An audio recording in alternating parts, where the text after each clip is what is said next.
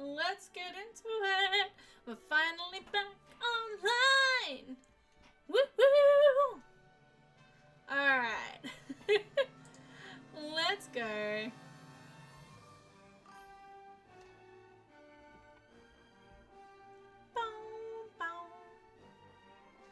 Alright, let's go.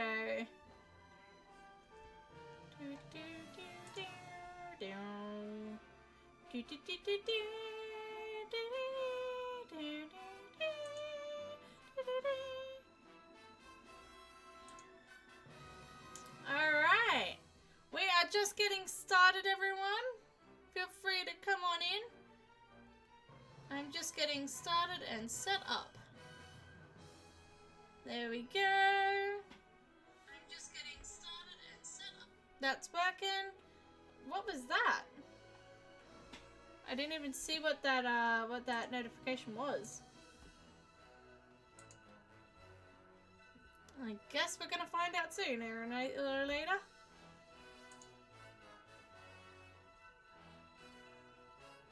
What was it?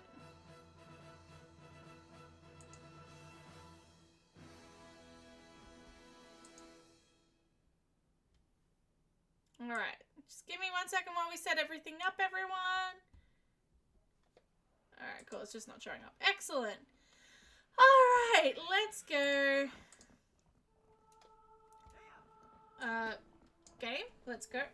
Controller.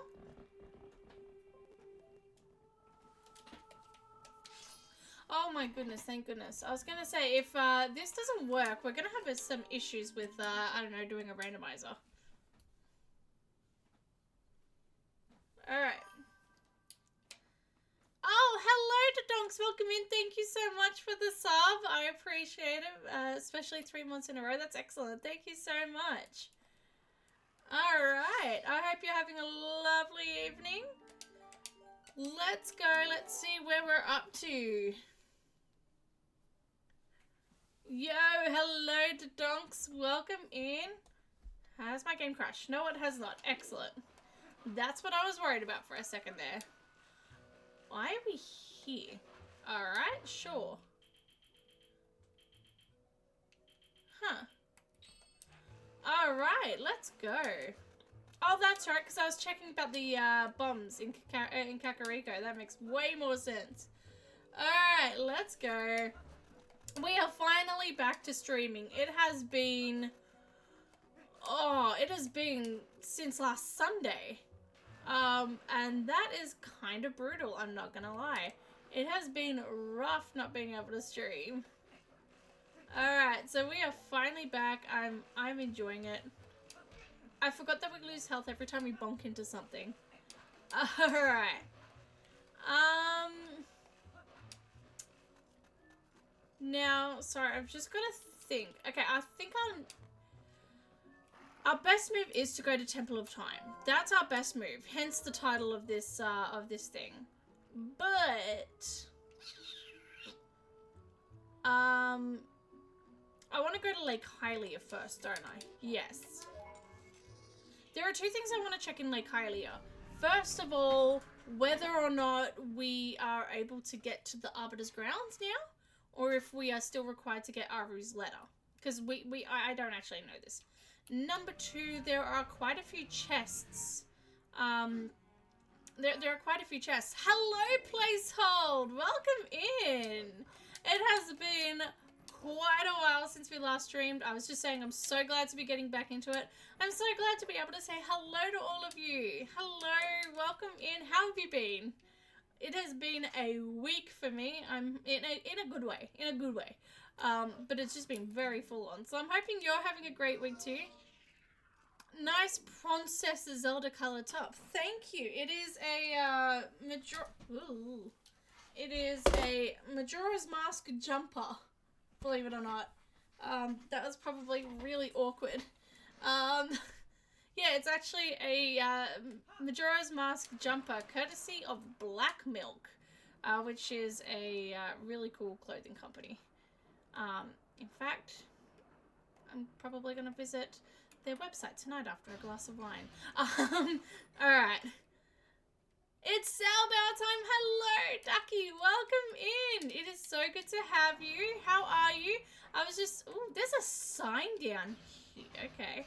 I was just saying to Placehold and to everyone that it feels like forever since we last streamed. And of course, we didn't have stream on Tuesday because I had some stuff to attend to. But being back and streaming, feels magical. How are we all? More water. It's just water bombs down here. This is... We spent so long trying to find water bombs, and now it's just... Everything is just water bombs. I'm less wide. Congratulations! That's so exciting for you. I hope you're enjoying your less wideness. For anyone who's not aware of the context, that probably sounds really insensitive. But I promise you it's all a great... I promise you all it's a great thing.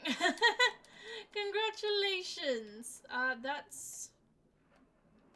Get up on the ledge. Thank you. I don't think there's any chests in these, but I'm just double checking. There is also balls. Not... That's not what I meant to say. There is also a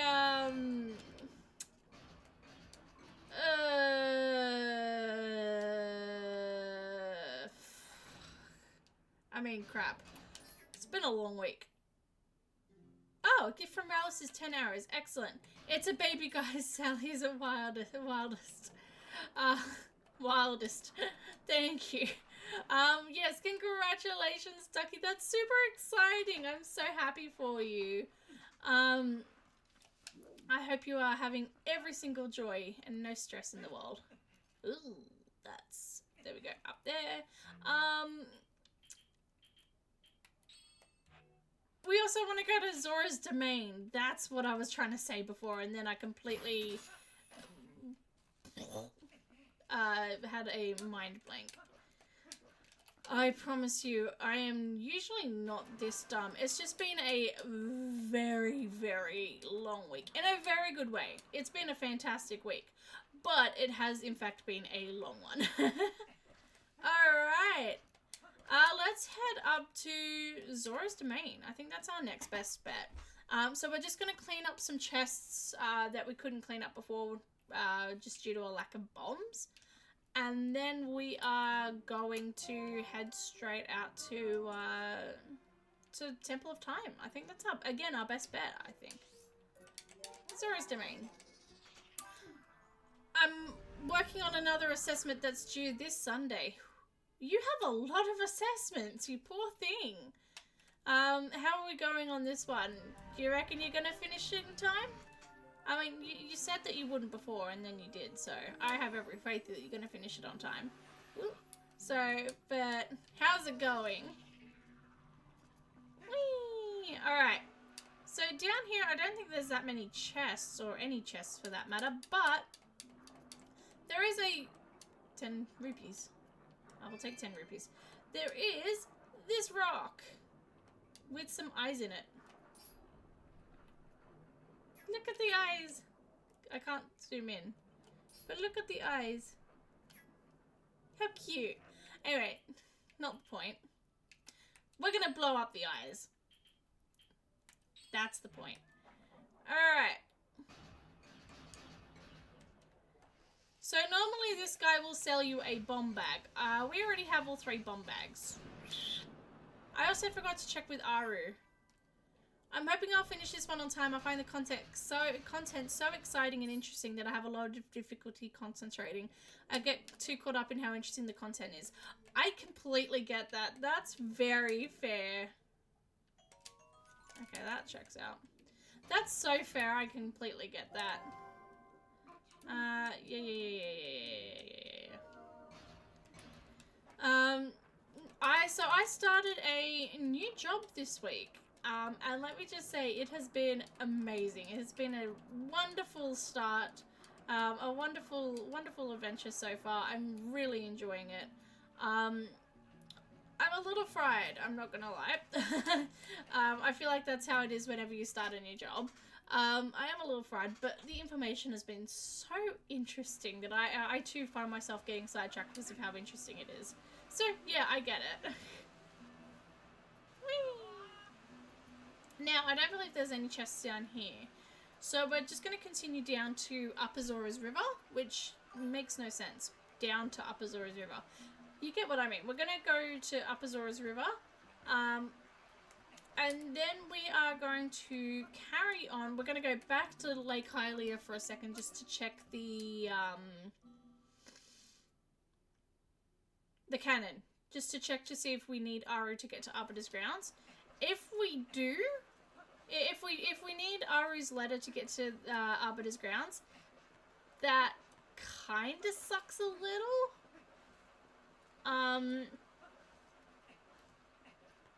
If we don't need Aru's letter, we have a whole new area to explore.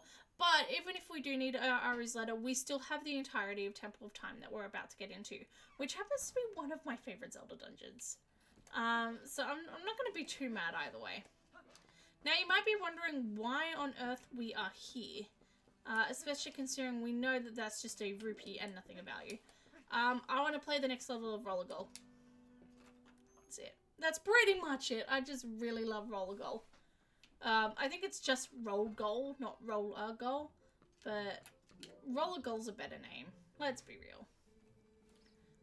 Alright. Now, I don't think the reward is randomized. I don't think the Froggy Lure is randomized. So there is pretty much no reason for us to be doing this. I find it fun. Okay. Unless I get frustrated, then I don't find it fun.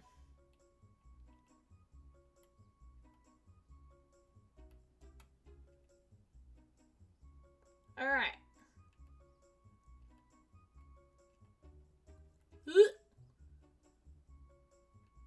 I should also mention, if you're having issues with Roller Goal, and you struggle to do this side to side, you can change the angle. I don't think I've mentioned that before. Even if I don't know if I've done it before, but I don't think I've ever mentioned it. So I figured it was worth mentioning because I don't think I have before. Now, with the Roller Goal, I previously mentioned that with the Wii Remote, you can flick it to jump over the gaps. I did not know until very recently that this is also possible to do on the GameCube and the Wii U versions. It should be worth noting though, I mentioned last time, see for example, hang on. There, like that, you can actually do it. I want to see if I can get it to work here for a second. No. I'm just going to skip some money for a second because I really want to see if this will work. Oh, balls. There is some unique text that happens if you can do it. No, that just didn't suck. If I can't get it, I can't get it, but that's fine. Ugh. The amount of speed that you need to get this and the amount of speed that you... Oh! Are you kidding? It's on there. Oh, wait. That's not what I meant to do. Alright, give me a few more shots at this. If I can't get it, I'll just tell you what the unique flavor text is. No.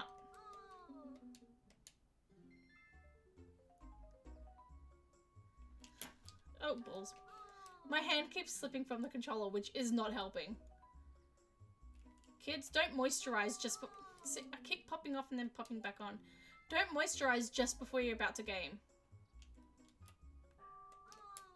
I'm just trying to... Okay, one last shot. Oh! Oh! Oh! Okay, one last shot. No. Okay, one last shot. One last shot. I know I keep saying that, but one last shot. Oh! If I fail now, I'm gonna hit myself. See? There you go. I have never actually successfully rolled it over. I knew you could roll it over, and I assumed that worked. I knew you could skip the track. I have never actually successfully done it. She actually calls you out for cheating. That's all I wanted to show off, is the fact that you don't cheat next time. That's all I wanted to show off, is the fact that she calls you out for cheating on it. I'm so glad we wasted like 150 rupees on that. Alright, let's go back to Lake Hylia. Alright, while we're doing this, we have a game started. Heads or tails, everyone. You know the drill. Donate some points in. Not donate. Submit some points in. That was a car horn that just went off. Alright.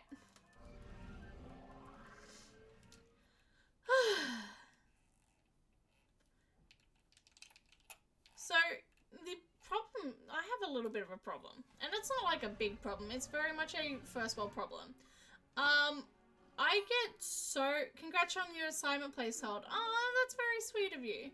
I have this thing where I get a little bit of money and immediately, I'm going the wrong way, and immediately I'm like, okay, time to spend it.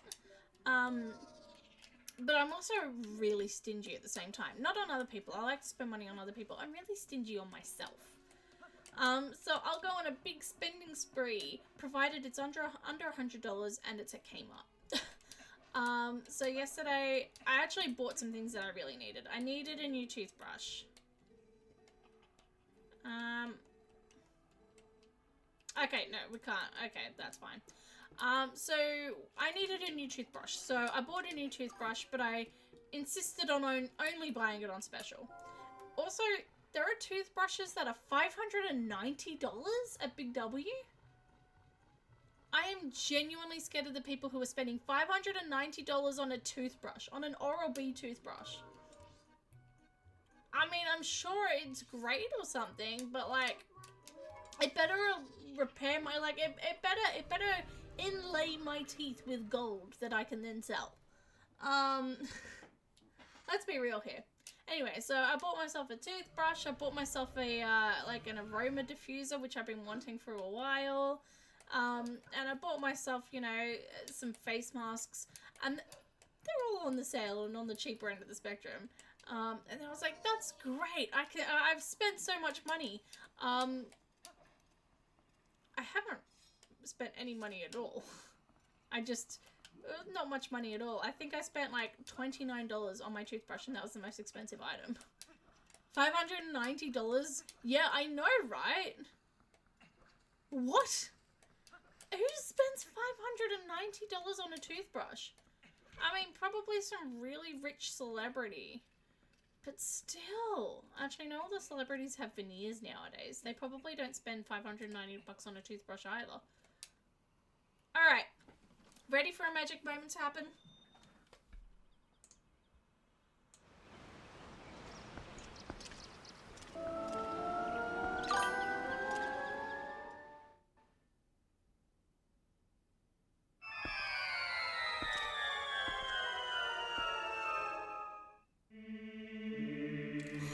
Chills.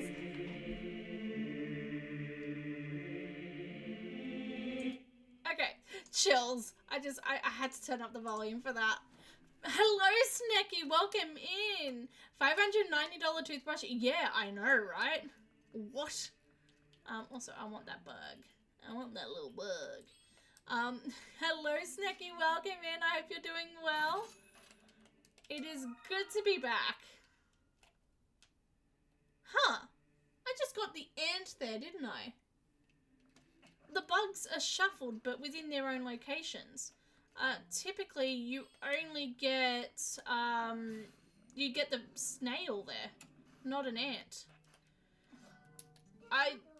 It's a little sad that I know that so readily off my heart. Alright, come on. Who's our good little Poe? You're a dead little Poe. Yeah, who's spending $590 on a toothbrush? I am scared of these people. It's the same sort of people who, who spend, like, you know, there's like $120 face masks. And they're the same ingredients as, like, the $10 ones. They genuinely confuse me.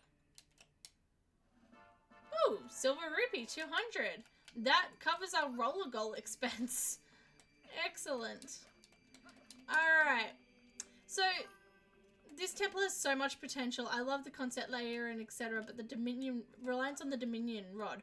BTW, when did we upgrade the rod? We actually didn't. So the moment you step into the Temple of Time, it actually started working again. I had the same question.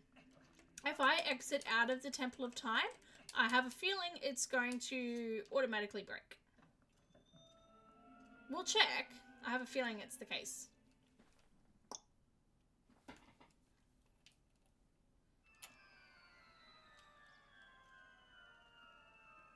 Yeah, see, it's back to being broken. But it does still work in the Temple of Time. Now, I think that was a placeholder in effect in case you left the Temple of Time after getting the Dominion Rod, but before completing the temple, so you couldn't get too out of order with how you did things. Because otherwise there'd be nothing stopping you from just never finishing this temple and then going and doing the City in the Sky. There'd be nothing else in place. But it does still work in here, which is very nice. This section here, in case you're unaware, this is a fairly good replica of the Temple of Time from Ocarina of Time. This pedestal was raised in Ocarina of Time. These two statues weren't here, and the Door of Time was square. You can still see the square inlay, but for the most part, and obviously the Dominion rods, our statues weren't there. But for the most part, it is fairly accurate, and the music is stunning. The first time we played through I played through Twilight Princess with my family, and we opened the doors, and this happened. We all just sort of went, ugh. It was, oh, it's inlaid into my memory. Just this, the memory of just walking into the Temple of Time here and going, oh my god, forever stuck in my mind. Centuries later, we'll make changes, of course. That's exactly it. After centuries, changes will be made. I mean, the McDonald's on the corner of my road gets upgraded every like 10 years, so that's an establishment. Oh god, I'm hungry. Sorry. Alright, let's head in. Also, I'm gonna change out of... There we go. Let's go in. Just quickly, I love the way he stutters up these stairs. There's slight input delay as he stutters over rolling up the stairs. It's quite funny. Does your Macca's have a door to the past too? Absolutely. It's called my wallet. No, I'm kidding. Maybe I order Macca's and have that in the break. I didn't spend as much money as I was planning to. Also, I'm totally buying a new monitor this week. Oh god, I'm so hungry. I didn't realize how hungry I was. Actually, no, I completely understood how hungry I was. Bro, don't you think there's something odd about that statue? So this text makes no sense here. It's kind of like, there is supposed to be a matching statue. Where is the matching statue? It makes no sense because the matching statue is already put in place by the randomizer. This means that we don't have to lug this entire statue all the way back, which is very nice. I think one of Ducky's big complaints is the reliance on the Dominion rod. More so, what you're supposed to have to do is that statue there, you find it right at the other end of the temple, and you have to lead that statue all the way back to the beginning of the temple using these giant bells.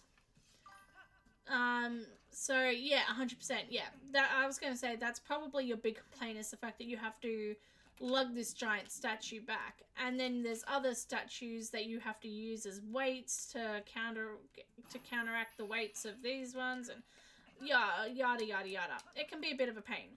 The randomizer actually rids that thing for you, puts it in place. The only downside to this is when we get to the Dark Knight room, we have no way of getting out because it would require us to hit a switch with the statue. So we just essentially need to get rid of that. Like, we just need to save and quit out. That's it. Hello, also Soup. Welcome in. Thank you so much for redeeming a random Zelda fact. Oh boy, let's talk about random Zelda facts. The chest is over here, isn't it? Yes, it is.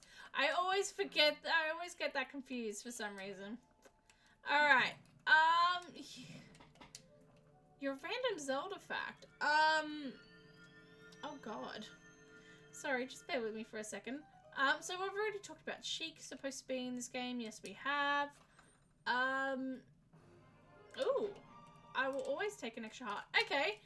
Here's a Zelda fact that's probably obvious to quite a few of you, but may still be new. Twilight Princess, to this day, is the only Zelda game that requires you to find 5 pieces of heart to make a full heart. Every other game requires you to get 4 pieces of heart. Now, the game with the most pieces of heart in any Zelda game is Twilight Princess. I think it requires, I want to say about 55 pieces of heart or 60 pieces. No, 60 pieces of heart, I think. Now, the game with the least amount of pieces of heart is Link's Awakening, which only has 12.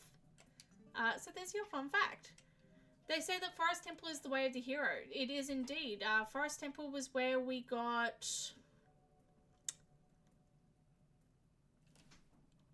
something. Zora Armor. That's where we got it. Hello, Deherminator. Welcome in. I hope you're having a lovely day / evening / night. I actually don't know where you're located. I hope you're having a lovely time regardless. We are going to take a quick 2-minute break. Not even 2 minutes. I'm just going to quickly put on the break screen for a second. Something's just come out of the ear. Something's just finished in the oven, so I'm just going to turn that off. I'll be 2 seconds.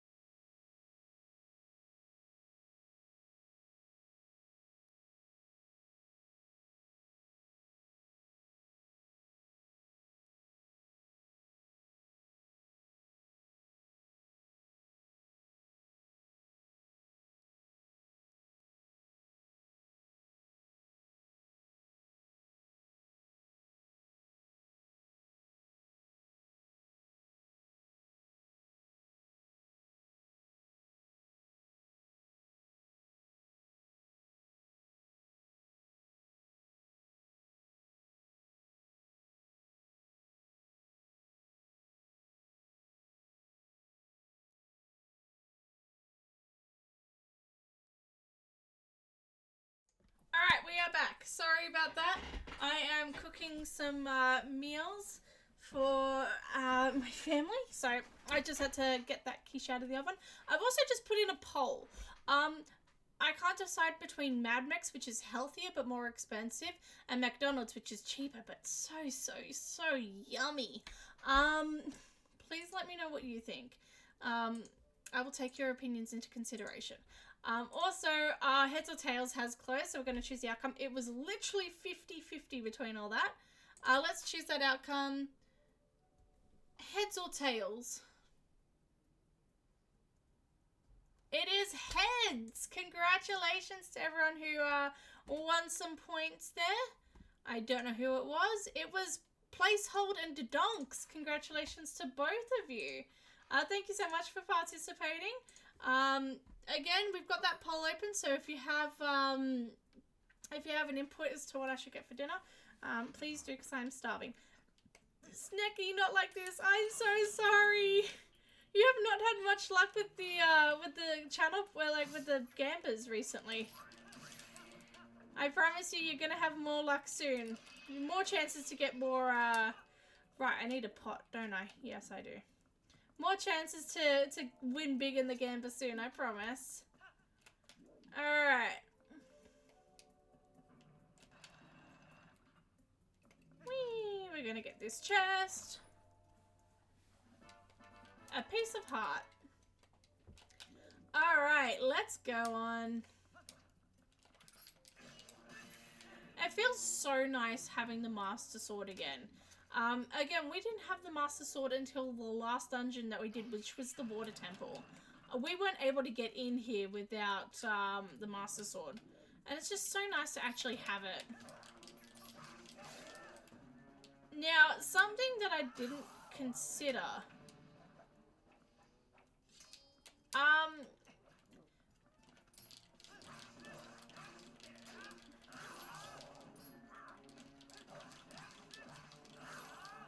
So, gotta go for a bit, lurking in my earbud. Have fun. Something that I never actually considered until literally just now.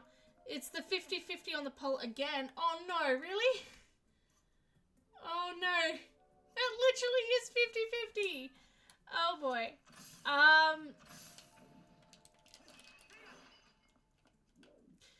Wait, there was a poll. I didn't vote and I choose Mad Max. You choose Mad Max. Alright. I was gonna say, should I do the Mad Max? I feel like I should, but I'm also so hungry for Macca's. I don't know. No, let's go Mad Max. Why not? Let's treat ourselves. I'm gonna order that in a minute, so we're literally just gonna pause the game for a second so I can order my Mad Max because I am starving. Oh wait, Macca's is quicker.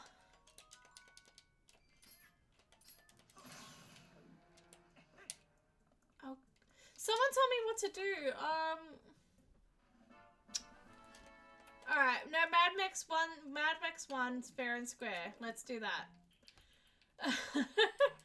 This is so stupid. The first world problems, get Macca's. Or if you want Macca's, get Macca's. That's the problem, I couldn't decide. You know what? I'm gonna do Macca's just because it's quicker. And I am so hungry. And then...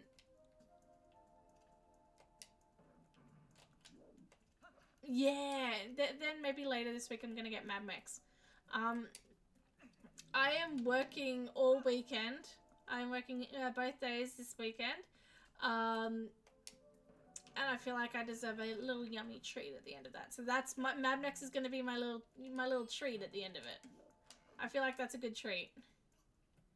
Thank you all for helping me decide my dinner, because your girl is hungry. Alright, let's go. Now, there is one thing that I forgot to actually properly consider. And we haven't reached the point yet, but we will soon. There is a room coming up with the mini-boss. And the mini-boss of this dungeon is one of my personal favorite bosses. It is a Dark Knight, which, 10 out of 10. The only problem is... Dark Knights are supposed to be defeated using the Helm Splitter and the Backslice and the Helm Splitter. Now we have the backslice, so that's fine. We in fact do not have the Helm Splitter, which is, in case you're unaware, a sword move. That's going to make it a little bit more difficult. Hopefully we won't have too much of an issue with it though. Where did you come from? What the? Alright, you know what? Get out the way. Thank you. Get back here. What the? Where, again, where did you come from? I thought I killed him already. There we go. Alright. Bear with me for 2 seconds. We are going to quickly order our dinner. I know this is highly unprofessional, but please bear with me. I am so hungry.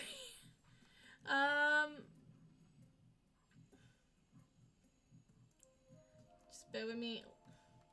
Where's the Coke No Sugar? There it is. I want to know your opinions on how you have your Macca's burgers. I am a bit of a freak. I am required to have extra pickles. Like, I'm talking like extra pickles. I will ask them to put an inhuman amount of pickles on my burger. I don't know if I'm weird for that though. Alright. There we go. Go to checkout. Standard delivery.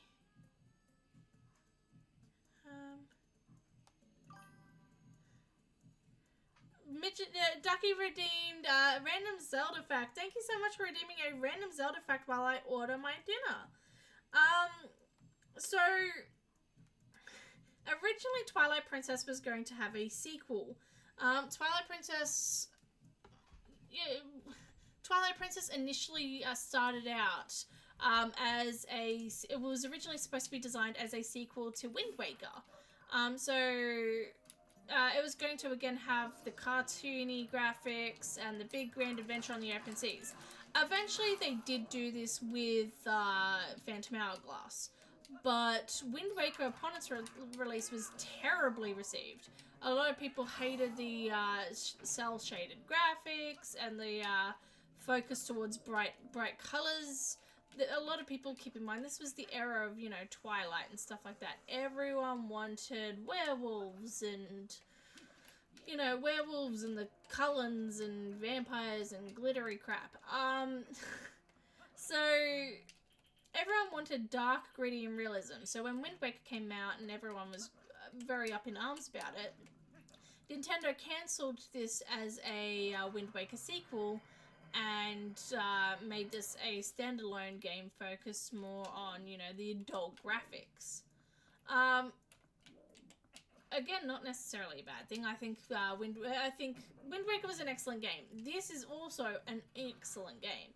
So I'm definitely not complaining by this complaining for this decision. Now, but what you may not know is that Twilight Princess was again supposed to have a sequel. The sequel for Twilight Princess, no details have really been confirmed about it, but it was going to focus more on motion controls, particularly the motion of the arrows being pulled, and different items having different motion controlled uses, like aiming the claw shot with the Wii remote. Keep in mind, this was when the Wii was released. So it's going to have this huge sequel with a huge emphasis on motion controls. Now, Twilight Princess was received much better upon its release, but there were still quite a few complaints, items not being blah blah blah blah blah. And they found that with the dwindling sales of GameCube release and this, that, and the other, they cancelled the sequel of Twilight Princess. But Miyamoto really wanted to use the motion controls and assets. So this cancelled sequel to Twilight Princess eventually became the poorest selling game in Zelda history, Link's Crossbow Training. So eventually Link's Crossbow Training was meant to be a sequel. Nothing beyond this point. I don't believe you. It's probably accurate. So yes, I hope you enjoyed that waffle on. I certainly did. Is there genuinely nothing beyond this point? What's on the map?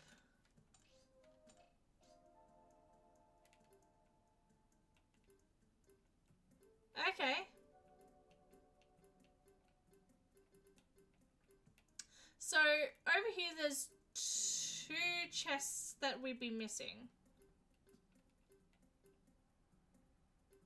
Okay. If they say nothing's beyond this point, I'm willing to trust it. Waffle. So, I hope you enjoyed that Zelda fact. I hope you enjoyed hearing all about how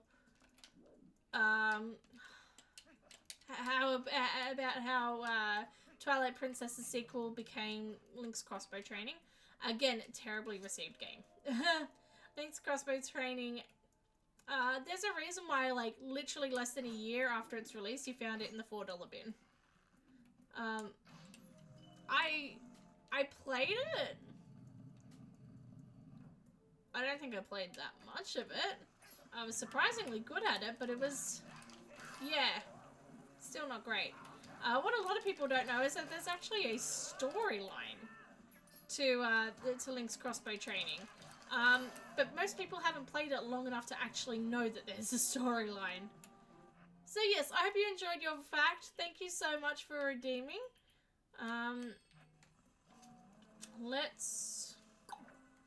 I know it said nothing beyond this point, but there is a very specific reason why I'm still carrying on through here. I just really want to see. I really love the Temple of Time, and I really enjoy going through it all. So we're just gonna continue on for a little bit. There's only 3 rooms that we'll have to continue on through, so it's not going to take too much time out for us.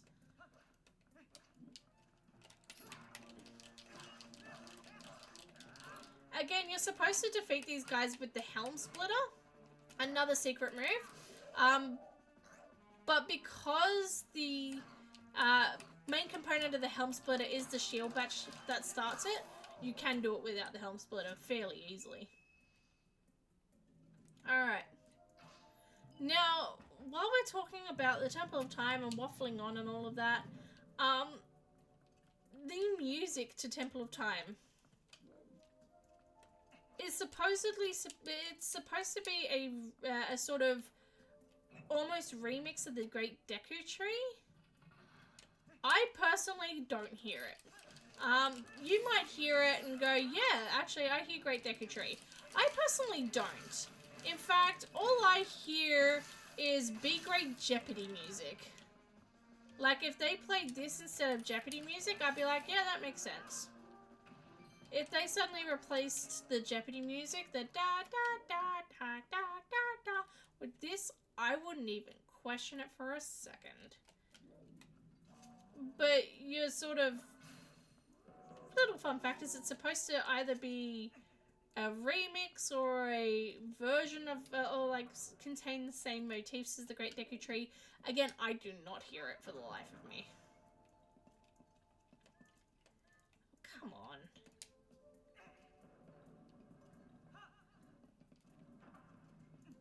Excellent.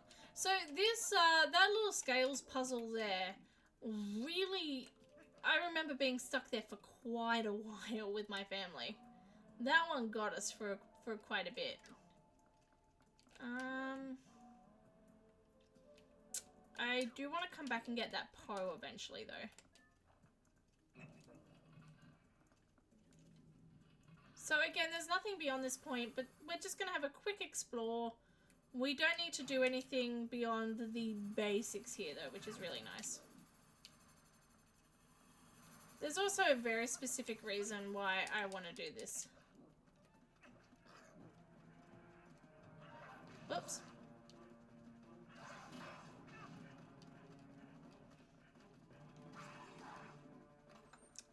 I want to get this chest. More water bombs. Excellent. If you may notice, they're actually getting damaged by the Scooby-Doo ride element.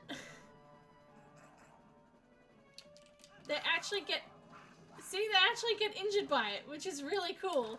I really wanted to show that off. That's not why we came up here, but it's a really cool thing that I really wanted to show off. The fact that they actually get hurt by this Scooby-Doo ride element is ridiculous to me. And a very good ride.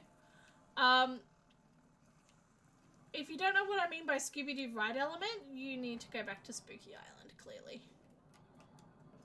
Excellent. Alright. This room. I always forget this room exists. This one. Excuse me.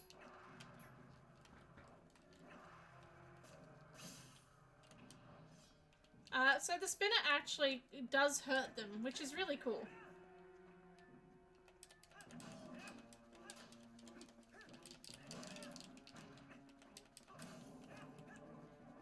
I do believe this one blowing up also does kill them.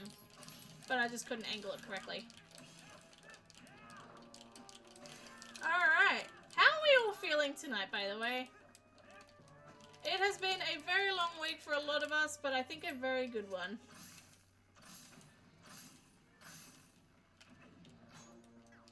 Alright.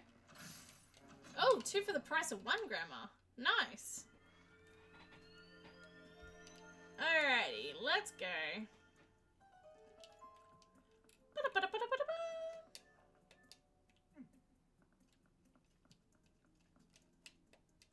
Again, listen to the music. It sounds like Beppity music.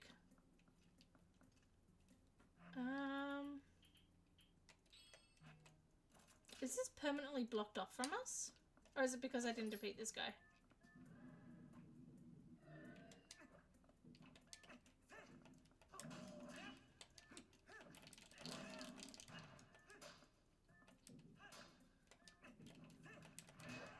Oh, you called my bluff there, mate.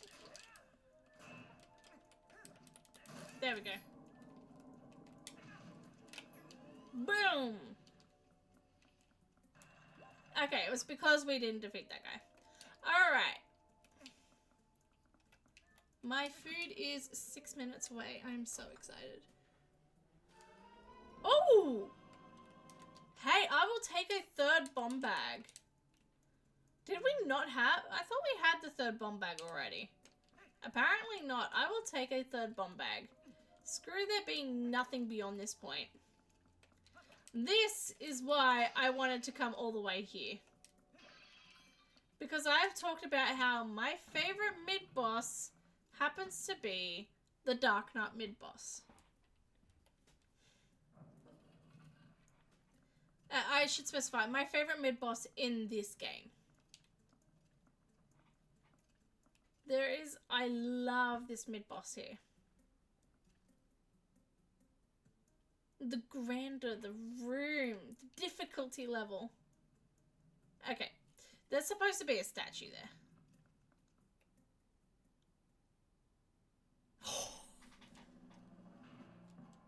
He looks so badass!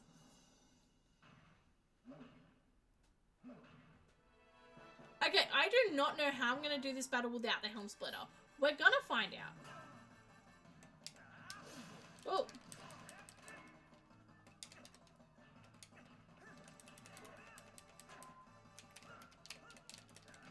Oh.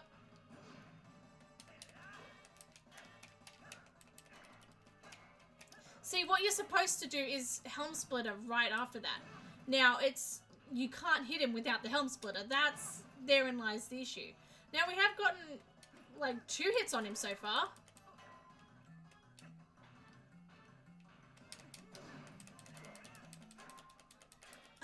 Again, I don't even know if it's possible to beat him without the Helm Splitter. I don't think it is.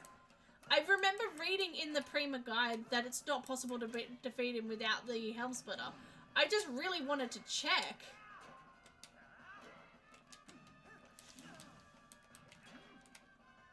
Alright, hang on. Wait till he smacks. We did get 1 hit on him, and I'm trying to recreate that. Oh! How did we do that? Okay, let's try this again. Oh! Okay, I think I kind of understand the timing now. Oh, no. Missed that. If I do this, if we can beat him, I am proving the Prima Guide wrong again. I mean, everyone's done that at least once, but still. That's kind of cool. There we go. Okay, now he loses the big sword.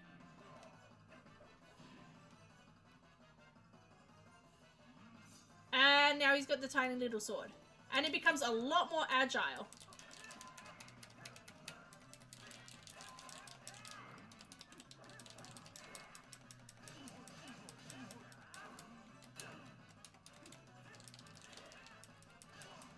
Okay, yeah, okay. This part is easier to do without the Helm Splitter.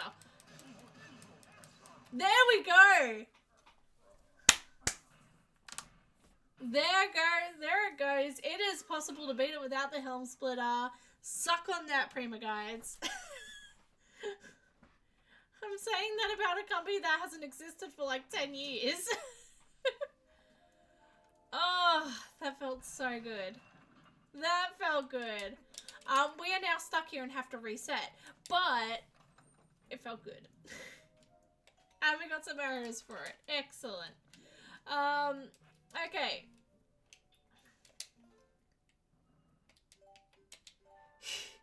Alright, let's go. No, crap, I need to say no.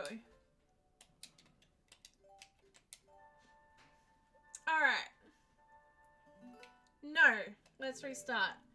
I am very thrilled that we were able to do that straight off the bat without having too many issues. Again, it's not really supposed to be done without the helm splitter. So the fact that we were able to do it, mint. Excellent. Alright. On the downside, we are now back here at the beginning. So we do have to do a little bit of backtrack. Like, we do now have to go back to where we were a little bit. I'm not going to bother getting that Poe. I kind of thought about going back for it, but that's just going to take too much backtracking. So we're just going to clean up a few chests here, and then we are going to go back to... we're going to go to the boss. Fantastic. Thank you so much, Placehold. That was fun. I can't lie, that was really fun. Alright, so as I said, we're not going to do too much here. We're just going to do a little bit of cleanup. Alright, let's just grab this. We're essentially just cleaning out the chests. And then that's it. This is a placehold redeem 2 truths, 1 lie with Salbow. Thank you so much. I will redeem that. I will get that started in just a second. We're going to do it as a gamba this time. As per most times. Alright. Just bear with me. Oh, okay. He followed me up? Okay, sure.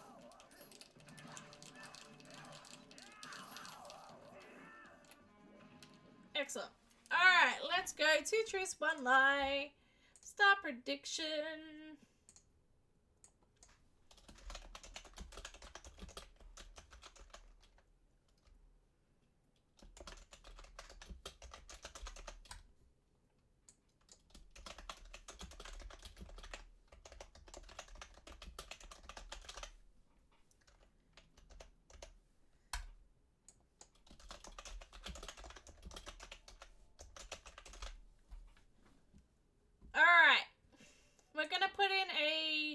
You've got 5 minutes. No, 2 minutes. You've got 2 minutes to get in your guesses and points for this. So, before you start voting and before I start the prediction, I'm going to explain them. So, 2 truths, 1 lie. I have a scar on my leg from climbing through bushes at a party whilst drinking. I have a scar from falling off my ripstick, from intentionally falling off my ripstick. I went uphill to avoid falling off, and I fell off anyway, so I have a scar from that. Or I have a very specific scar on my finger from a coat hanger that I still don't know how I did it. You have 2 minutes. Go ahead. Again, I have a scar on my leg from climbing through some bushes while drunk at a party. I have a scar on my arm from, I don't think I ever specified where it was. I have a scar on my arm from a ripstick accident. And I have a scar on my finger from a coat hanger, and I still don't know how I did it. Go ahead. Put in some points for that. My food will be here in just a minute as well. So I'm just gonna keep an eye on that. Essentially, by the time my food gets here, it's here, never mind. I will be back in 2 minutes. You keep voting. I'm just gonna hide my camera for a second. I'll be back.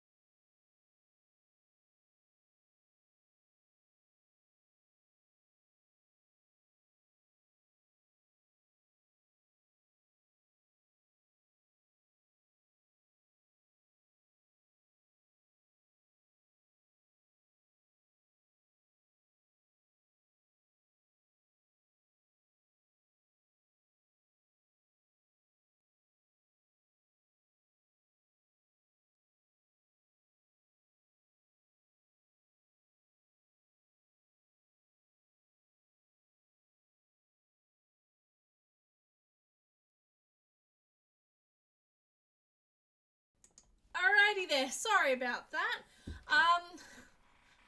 Access by Nature, I don't have points. I'm gonna guess the coat hanger. Hello, Access by Nature.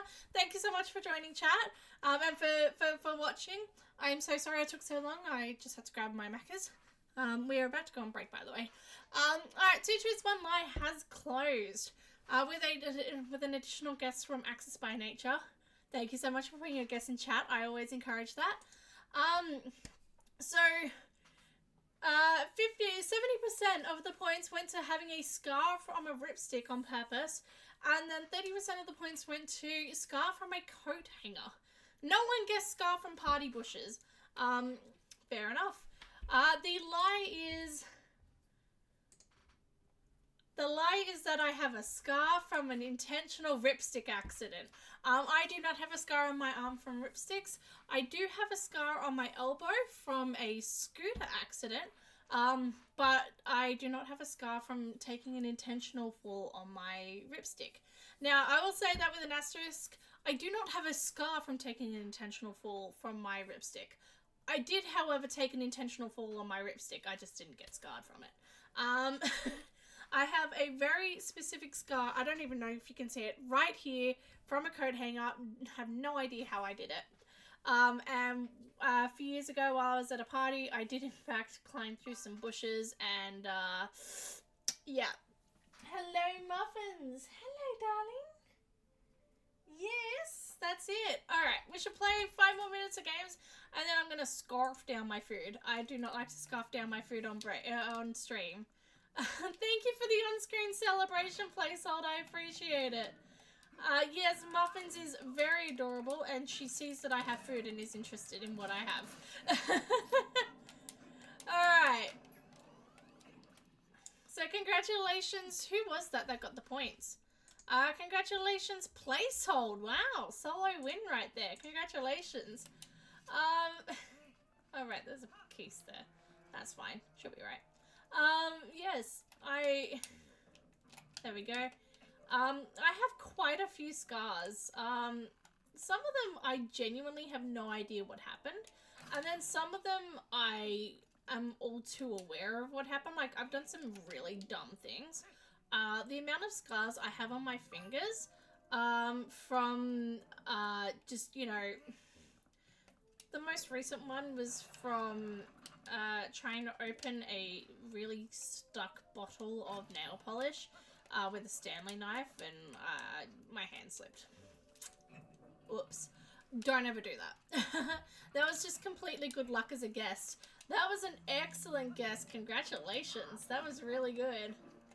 Yeah, I have a number of scars from stupid things. I was a barista for many, many, many years.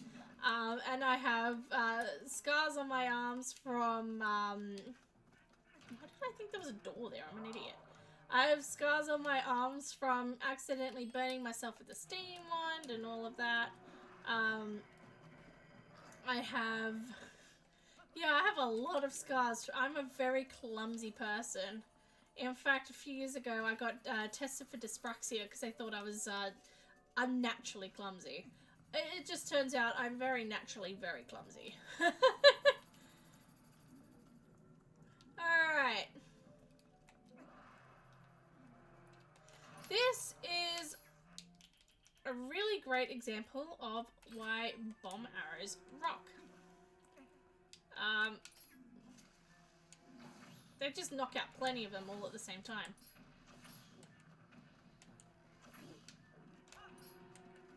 And we get so many arrows in exchange for it. It's just really great to just knock them out the way. And if I'm being honest, at this point we have 3 bomb bags. We're not going to be too worried about our bomb counts from here on in. So we're good. We can just... Also, there's something so satisfying about blowing up a bunch of spiders. They were waiting for me. Wow. Alright, well, we're just not going to give them the chance to... Okay. Bye!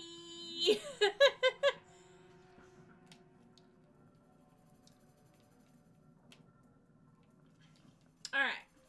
We also need to collect one more from here. I always get hit by these things. For example, we're about to be hit again. Oh no, we're not. Look at us. Alright. I only got hit once that time. That is a personal best for me, if I'm being honest. Alright. We do not have too much longer left in this dungeon to go. We are almost done. Again, we are just doing some general cleanup here and there, and then we are... Oh, right. Going the wrong way. We are just doing some general cleanup here and there, and then we are really... balls. We're really good to go. There's 2 chests. That's pretty much it. The rest of it we either know has nothing for us, or... yeah, that's pretty much it. The rest we know has nothing for us. That's it. Right, screw this.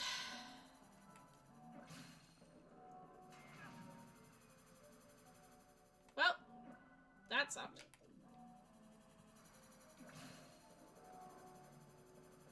Alright, there we go. This is just so much quicker. Alright, that's that done. And now we've got one more side to go. Again, if you have the giant mashy monster from the beginning, the big one that we have to get back to the beginning, it's the only thing, the giant statue that you have to get back to the beginning of the temple, so far in the entire Zelda series, is the only thing that is capable of destroying the spinners. Those spinners. They have appeared in previous Zelda games, and none of them have ever been able to be destroyed until this game. Which is a really interesting little fun fact for you. A bonus fun fact, if you will. There we go. Alright.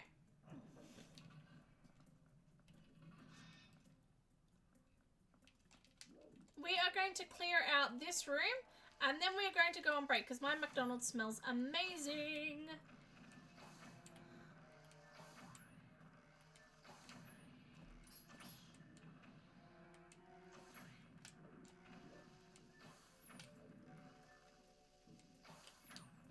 Right, let's go.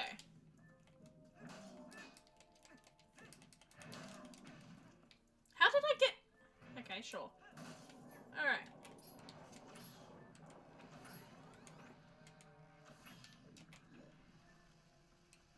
How are we all going, by the way? I am, apart from the fact that I'm super hungry, I'm doing well. Alright. Hello, Muffy. Speaking of super hungry...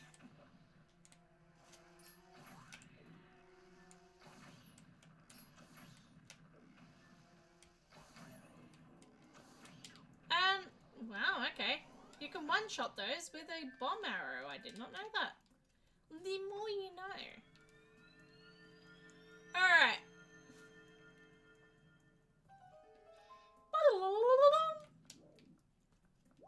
I don't know why it gave it to me when there's still one enemy left to be killed, but sure. I mean, I'll take it. Alright.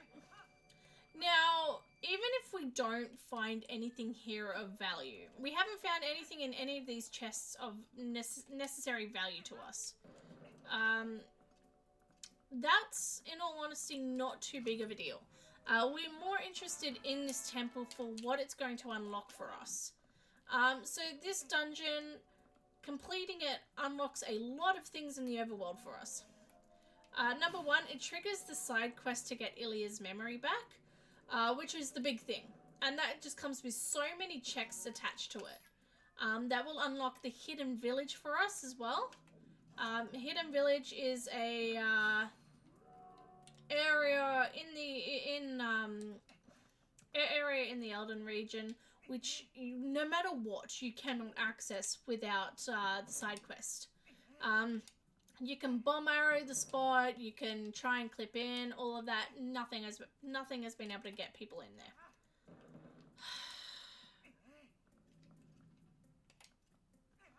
Again, just... come on, let's go. No, throw it. That still didn't work. Alright, hang on. Bear with me, I always suck at this part. The hero of Twilight has been stumped by a stupid little statuette. Thank you. Alright, there we go. Where is it? There it is. So, yeah, it unlocks the hidden village for us. It unlocks the check for the horse charm, which is an item that Ilia gives us. That will be randomized if my understanding is correct. All of the items that we get should be randomized. Oh, helm split. There's the helm splitter. That would have been useful like 20 minutes ago. You know what? I'm not too mad. Defeating the Dark Knight without the helm splitter is kind of a cool achievement. Not necessarily an important one, but kind of cool. Okay, so the only chests that we should have left are that one and those two, and we knew that those ones weren't important, so that's perfectly fine. What we are going to do is we are gonna yes, cancel the settings. We are going to go here. We are going to save and quit one last time just to take us back to the entrance to the dungeon, and that is going to just put us right in the front section of the boss area.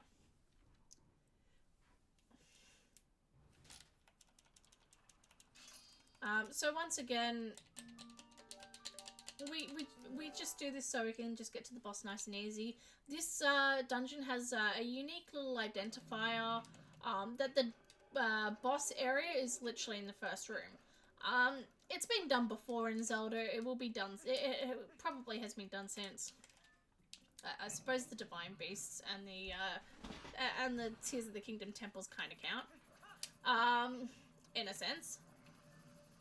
But it's kind of cool that it's literally in the second room. But there we go. Otherwise, it's a fairly novel concept. Is there anything in this game that you're wishing you had but can't find yet? Yes. The ball and chain would be nice. Rude. The ball and chain would be nice. Aru's letter would be nice. Just trying to think what else. The other claw shot would be really good. Other claw shot would help us through City in the Sky. And is required to beating City in the Sky, which we know is Way of the Hero, but we just... there's quite a few things.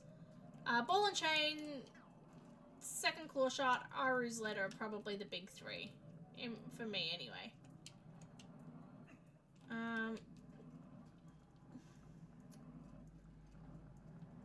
There we go.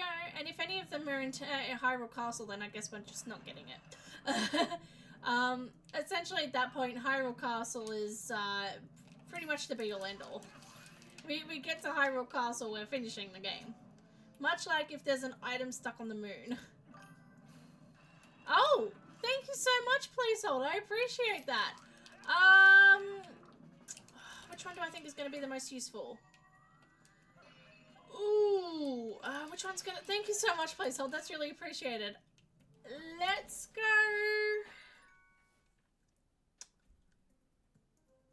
Let's go ball and chain. Oh, crap. Ball and chain or double claw shot? Let's go ball and chain. Thank you so much for checking, for allowing me to, like, for the spoiler log redeem. That's really cool. TP rando. Let's open up that rando file. Spoiler log. Ball and chain. Well, that's not right.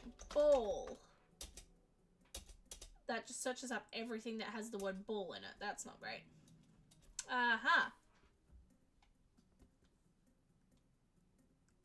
Okay, so North Castle Golden Wolf is ball and chain. So we should probably go to North Castle Golden Wolf. Oh, I know where that is.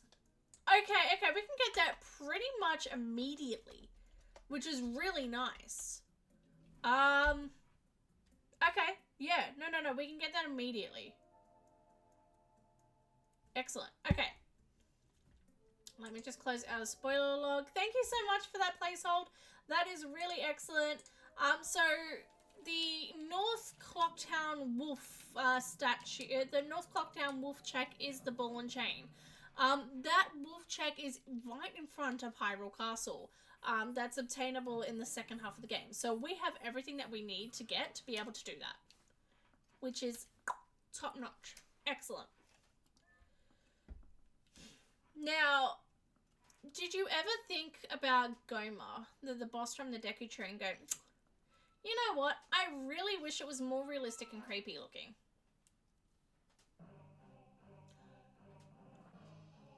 This is the only part about this dungeon I don't like.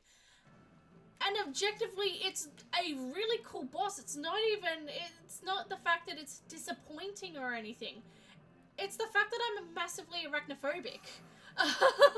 That's it. I am very much arachnophobic, and I do not enjoy the spider part of it.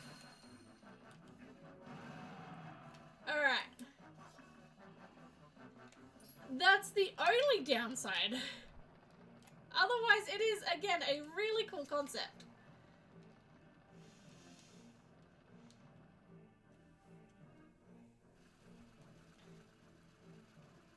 I remember the first time playing, again, talking about my experiences of the first time playing through Twilight Princess. My mother in particular turned around, saw this boss and went, nah, no way.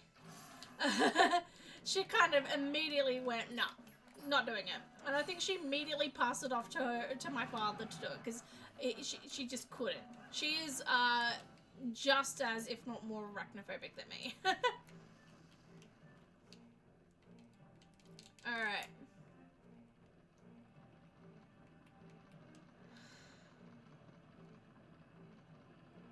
Are you gonna release more eggies? Yeah, you are. It's kind of better in the long run if you get them before they turn into spiders, because they don't actually have the potential to hurt you as eggs. In addition to that, they don't run away from you, which is very nice. As you can see, I got some of them as eggies, but that was it. Are you gonna pause right in front of me? Yeah, you are. Excellent. Ooh, that froze for a second there and I, woo, no. Alright. That is Gohma dead and done. The only good spider is a dead one. Oh, I forgot about this part.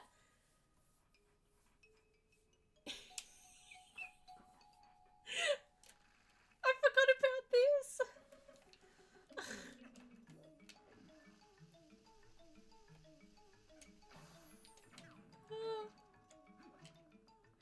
The music is so goofy and dumb, I love it. Alright, there we go.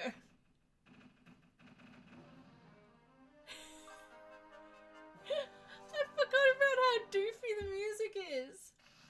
Are we getting a fused shadow or a piece of the mirror? I forgot to put in a Gamba for this. Oops. We will do it next time. Mirror of Twilight, it is covered in dirt and webs. Dirt and webs. Is that the one for Arbiter's Grounds? That would be the one for Arbiter's Grounds. Sorry, I stepped away. What spoiler did we unlock, placehold? We unlocked the ball and chain. Bro, you saw how nasty that monster was. Okay, sorry, I'm gonna stop that. We unlocked we saw where the ball and chain is, and it is so easily accessible. We can do that straight after the break, which is excellent. Arbiters wouldn't be sad. Well, it said dirt and webs. That doesn't really fit City in the Sky. I don't see it fitting here, and it wouldn't. And we already have the one for Snowhead. Snow Peak. Snowhead. Again, the problem with playing Twilight Princess and Majora's Mask is I can't remember which one it is, so, you know. So I'm assuming it would be Dirt and Webs. Would be Arbiter's Grounds. I'm not entirely sure though. And we get 100 rupees for doing that. to go on break in a minute, just so I can waffle down my food. I'm going to set up a gamba while we do so. Do I have an idea of what the gamba's going to be? No. But we will set up a gamba while we are on 5-minute break. We're just going to...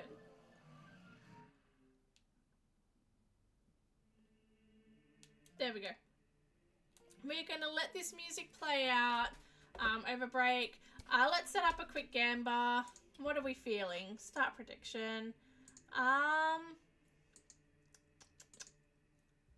Let's go with... will we find something in...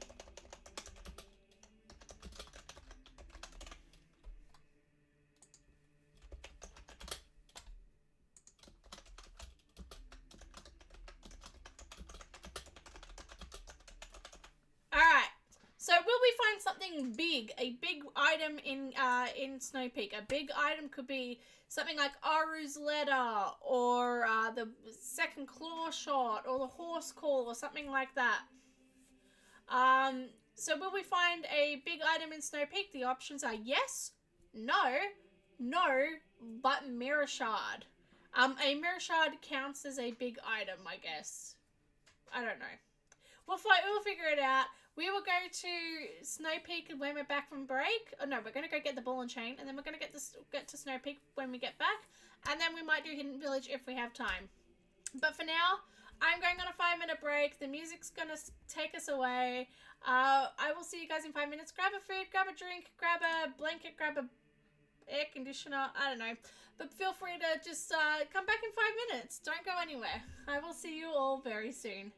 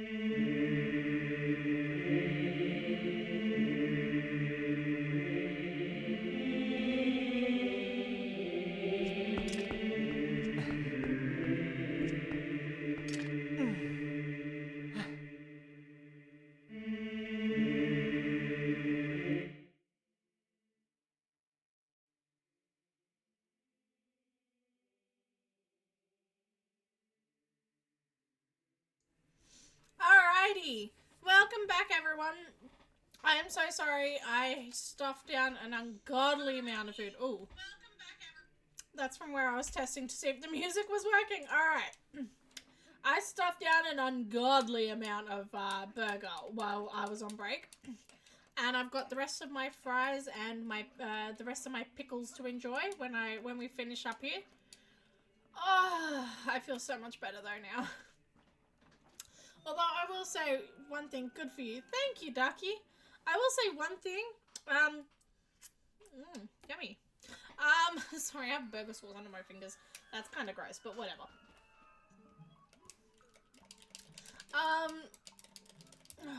It's so good. One thing I will say, you put down like 5 times pickles, and you get like 2.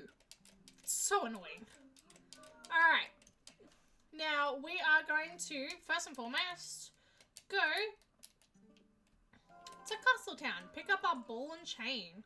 Now, we have already cleared out part of Snow Peak Temple. Snow Peak? Yeah, that sounds about right. Snow Peak Temple. We have already cleared out a good portion of Snow Peak Temple. But we have so many chests to go. And we also have the boss to go. Which is a personal favourite boss of mine, actually. The Gamber's looking like, no, we are not going to find something. Whoa, 10,000 points, wow. It looks like people are thinking we're not going to find anything big in Snow Peak. Although there's quite a few points in it this time. Very exciting.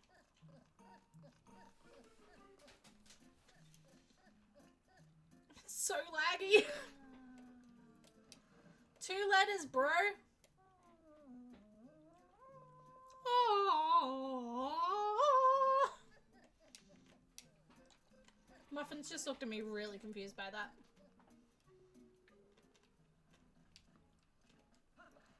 Alright. Now, we are going to make 2 stops in Castletown. One of them is to pick up the ball and chain. Thank you again, Placehold, for redeeming points with that. The other thing that we are going to do is we are just going to drop off any bugs that we have collected to Agatha.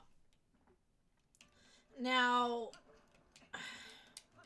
with the bugs, I'm not anticipating getting much, but it is worth checking just in case.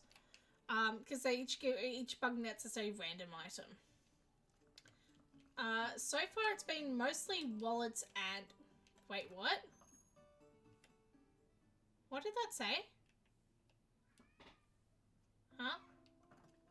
Sorry, bear with me. What did that say?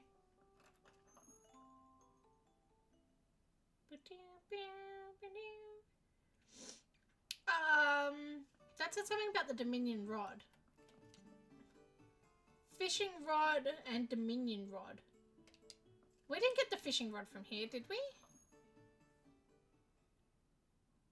I had no idea the sign also told us what we get. Now, we've already got the Dominion Rod, and I think we did in fact get that. Giant fish! Thank you, Placeholder. Don't you love the giant fish? Thank you for the fishing on-screen celebration. That's incredible. Thank you. Okay. I know we already have the fishing rod and the Dominion Rod, but I didn't think we got them both here. Okay, so that was it. That's all we got. Excellent. I also think I just ran over a pill bug. Alright.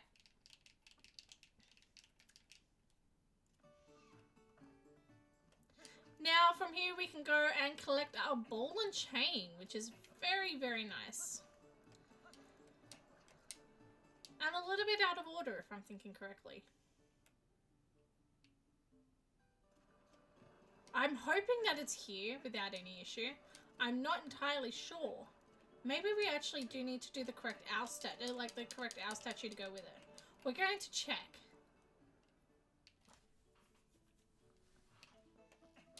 Alright. Oh, the rain coming in. No, we need to get the correct owl statue for it. That owl statue is in the hidden village, I want to say. Okay. Slight detour. We're not going to get to Snow Peak yet. We're going to go to CAC first. So this is going to start us off on this on the side on the I say side quest. It's actually a main quest to get Ilya's memory back. Now I did mention that we were going to do this anyway. Oh, there's our horse again.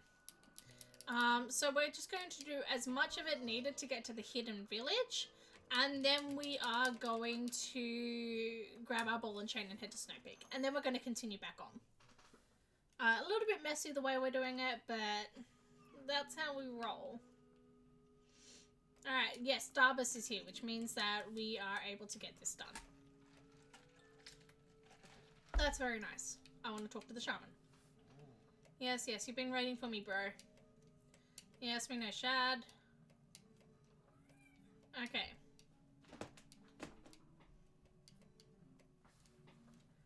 We got Ronaldo's letter. Okay, at least that's not randomized. I was worried that that was randomized. Okay. Now we have to go back to Castletown to talk to Telma. It's a lot of back and forth, this section of the game. You okay, Muffy? Oh, I know what she wants. Now, Muffins has a very, very, very weird palate. She won't eat any of the cat food that I give her, but she'll eat McDonald's fries. Go figure. Okay. Don't worry, don't give her that many cat fries. That many cat fries. That many Macca's fries. But you enjoyed that, didn't you? Thank you again for the on-screen celebration of Gremlin Muffins. Yes, she, the moment she smells food, she turns into an absolute gremlin. I was, talking about this today with my colleagues. They're like, oh, you know, you've got a cat, that's so cute. I'm like, yeah, just wait till she's around food. It's no longer cute. Isn't that right, Muffy? She's just staring at me, waiting for her next chip. Alright. Ah, dear.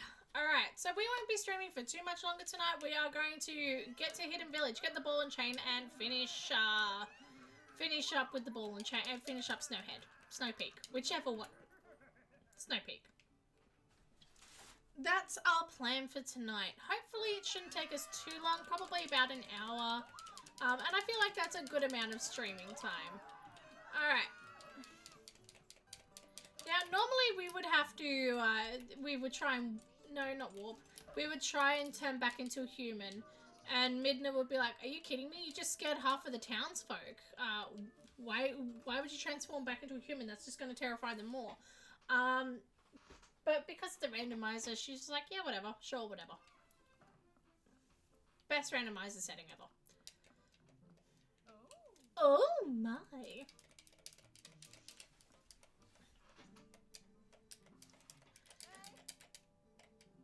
Bros come to see us. Oh, right, because we actually never came and talked to them. Oh, I had no idea that there was unique text. Normally the storyline dictates that you need to come see her before anything else. Before you even go to Arbiter's Grounds or anything like that.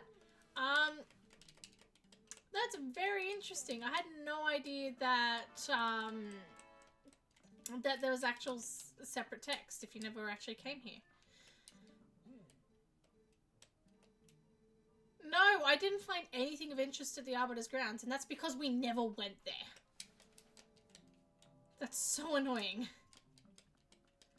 Okay, now we have the prescription, which now we need to go and show off to the doctor. Prescription? No, bill, whatever it's called. Invoice, that's the word. So Telma's given us the invoice.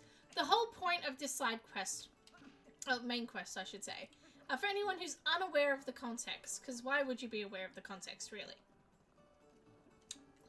Elia, our childhood friend who's now at CAC, has lost her memory.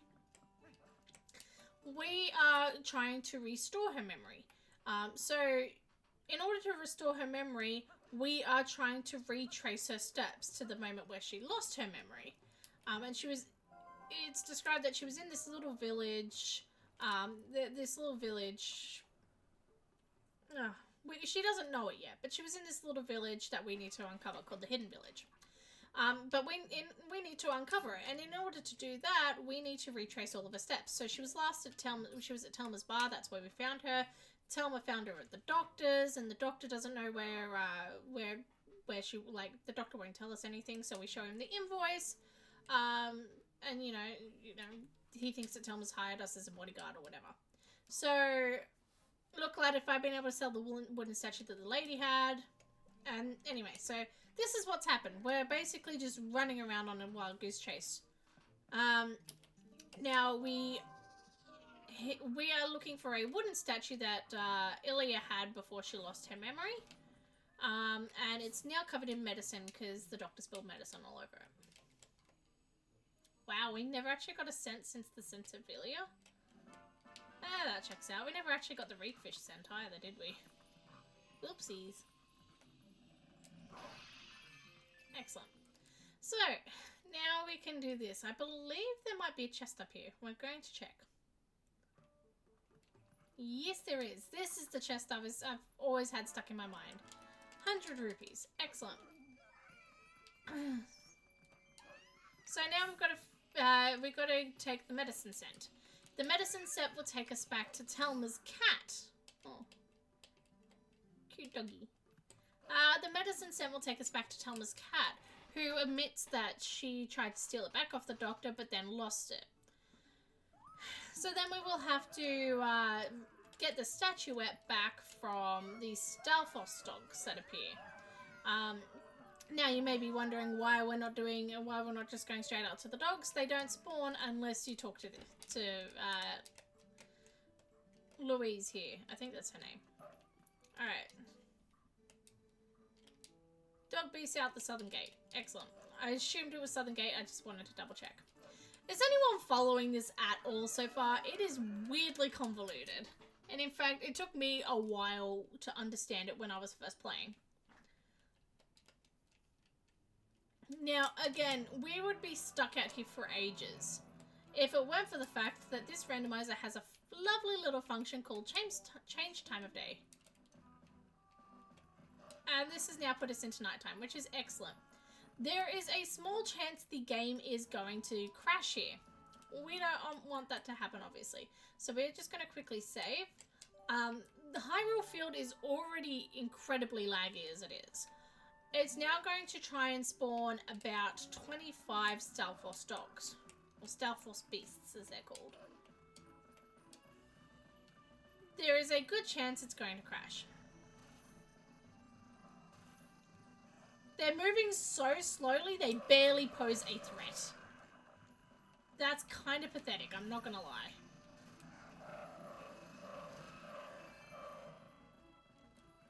Alright. Is that it? Where are the rest of them?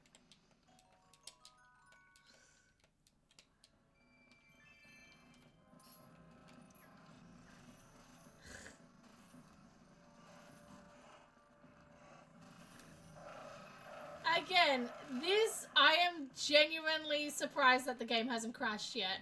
This is kind of pathetic, I'm not gonna lie. Alright.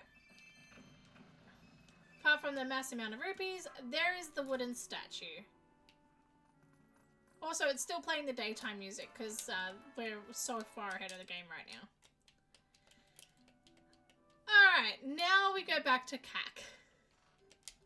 Is anyone following this so far? Because it is a little convoluted. Also, I'm going to sneak one of my pickles into my mouth. Don't take that out of context, please. Plandami! Thank you so much for the tingle emote. I love it. Again, one of my favorite emotes I've ever made. Alright. Now, there's a really sweet cutscene here. Should we let it play or should we just let it go? Up to you all. We might let it play. I like it.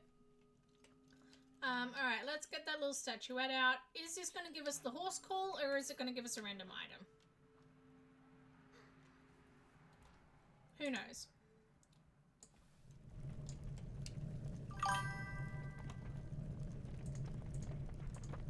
It's my second fave, so I'm sure anyone can guess what my fave is, lol.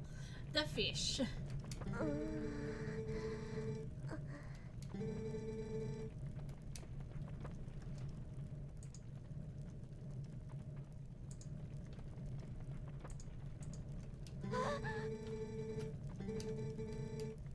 Ooh.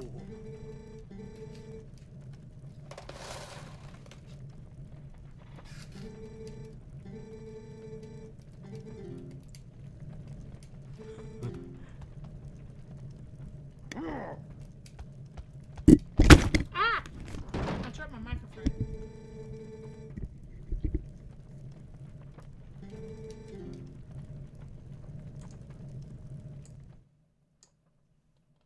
Okay, clearly that's not the, that's clearly not the cutscene I was thinking it was.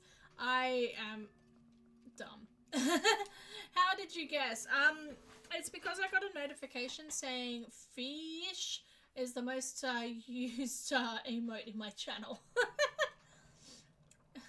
Oopsies, you got this really nice cutscene and then all you hear is, crap, I dropped my microphone. Let's go. Which way do I want to go? Well, yes, this way. So how about adding to the value of this cutscene, lol? Yes, that's exactly it. That's what I'm doing. I'm adding to it. That's it. I definitely wasn't trying to stuff more fries down my throat.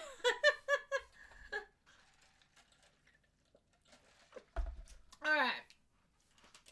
This is what's gonna get us to... Bloody hell. This is gonna be painful. This is what's gonna get us to the Hidden Village. So... Whether or not we have to do the... Oh, this might be rough. Let's hope the game does not crash with all these Bulbin archers around. These Bulbin archers don't pose much of a threat to us at all. It's just I'm worried about the game crashing more so than it hurting us. So, what I was saying before, the Hidden Village has this unique sort of entry to it, where it requires you to play sniper with a bunch of Bulbins. I don't know if the randomizer requires us to do this before anything else. I have a feeling it probably will require us to do it. If it does, it has some of my favorite music in the entire game in it. Now there's also a mini game in the Hidden Village that also requires us to play that also plays the same song when you play it. However, we've already gotten a hint in this rando that the mini game is not required. It only gives us arrows. So we do not need to do that in the slightest. But if we have the Bulbin Archer sniper off, we are going to have so much fun listening to that music. It's one of my favorite pieces. Think spaghetti western mixed with Twilight Princess. Twilight Princess if it was a spaghetti western. Pretty much. Alright, hopefully this is less laggy.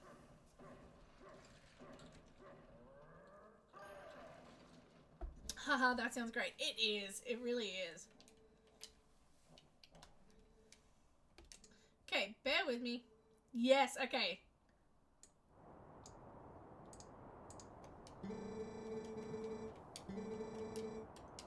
Alright, are we gonna hear the music?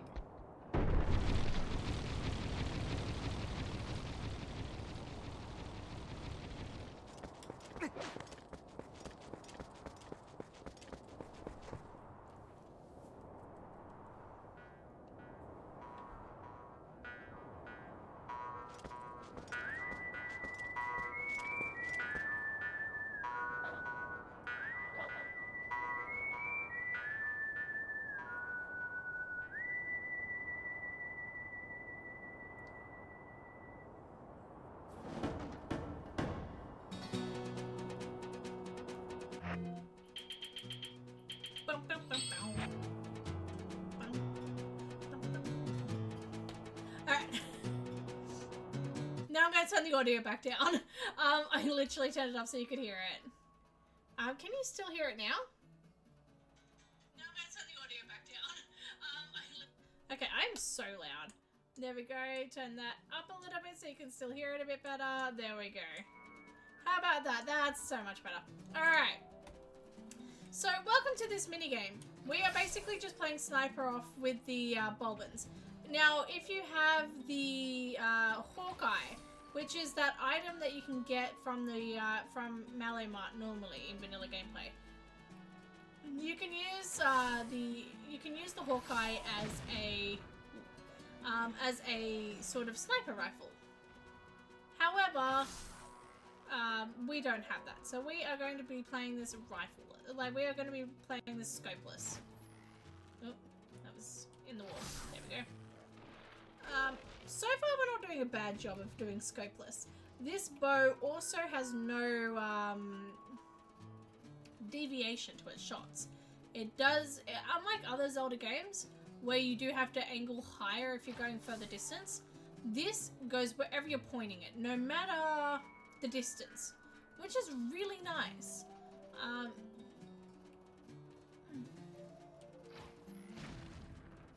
That got him? No, it didn't. That got him. Okay, so you can see, no matter how far away I aim, I'm still hitting them based on exactly where I hit them. I love the cat minigame. I love the Hidden Village. So do I. The Hidden Village is fantastic. Did that get him? Yes, it did. Excellent. Also, you do not have to stay here and stand here and do this standing in the same place. In fact, you can't do it standing in the same place. I just consider it a personal challenge to do as many as I can, standing right there in the start. I think it's really fun. It really requires you to do some excellent, awkward shooting. Oh, that was not it.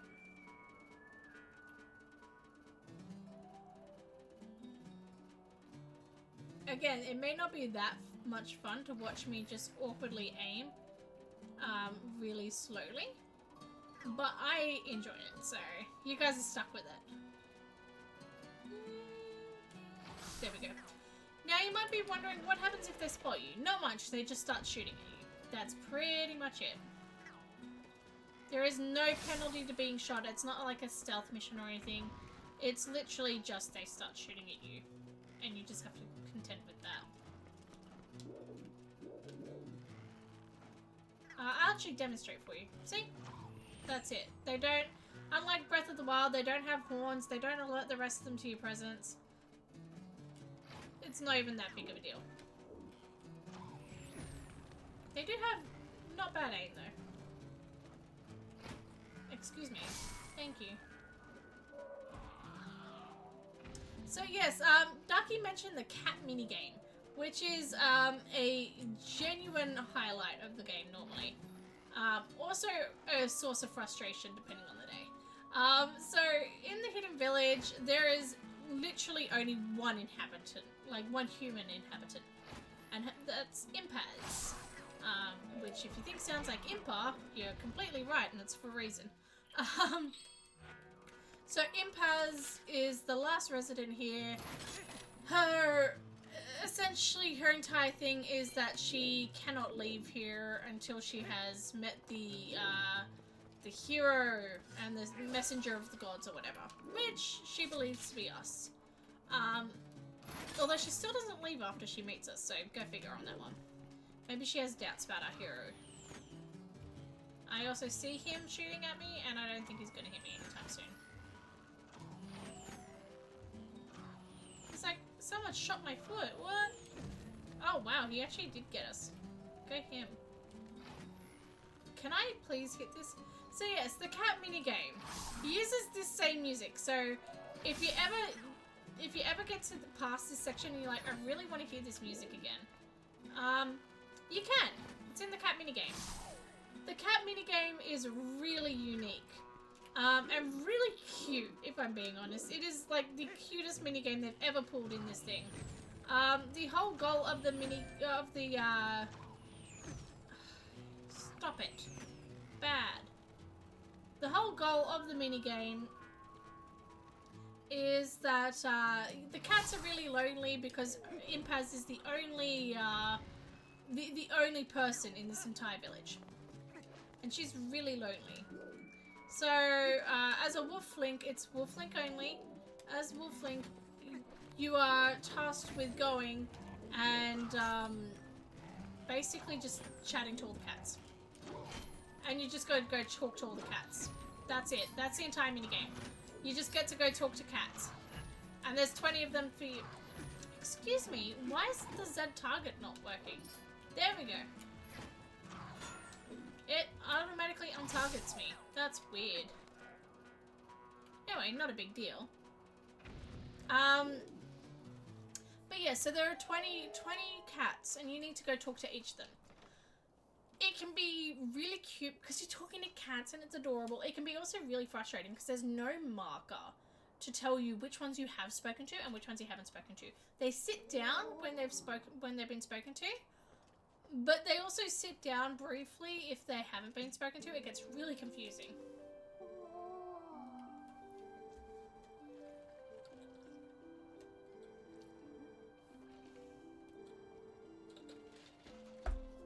Now, depending on who you speak to and who you believe and all of that, a lot of people believe the theory that the hidden village is, and it's even hinted to here, right here. This is the original Kakariko village from Ocarina of Time. A lot of people believe that line to be the fact that this is the original Kakariko village, and the Kakariko village that we need today was rebuilt in this Kak's image after this place got infested by beasts. And that's why Impaz is here. She is the last of her kind. Now, Impaz says that she was named after her ancestor, who is clearly a reference to Impa. Impa is a Sheikah, and Sheikas live in, the Sheikas built Kakariko village. So it is, again, very heavily implied that this is the original Kak. There's the horse charm. Alright. So, we are standing, it's, again, I say theory. It is pretty much directly alluded to by the text in the game, but it was never officially confirmed by Nintendo that this was originally Kak. So I say theory, but it's... If it's just a theory, game theory. If it's just a theory, then, you know, I'm gonna say that, you know, it's a damn good one, and a fairly accurate one. Alright.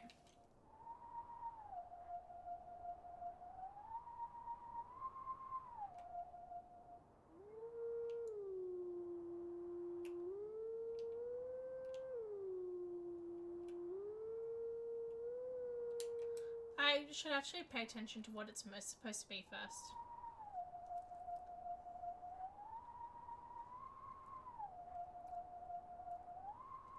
Ah, that's right, it's the right.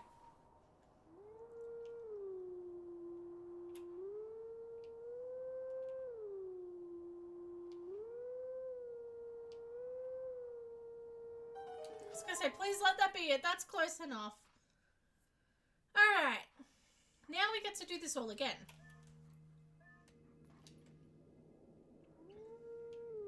Now, if you're wondering what song this is, it is the Song of Time.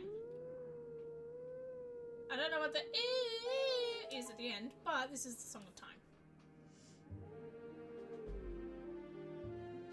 And also the hero song, yes.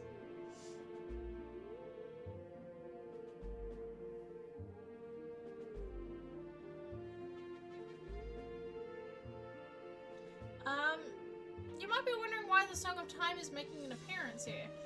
I truly believe it's for no other reason than the fact that they put a whole bunch of Ocarina of Time and Majora's Mask songs into it. Again, the hero Shade, who the wolf is the hero of time from Ocarina of Time and Majora's Mask.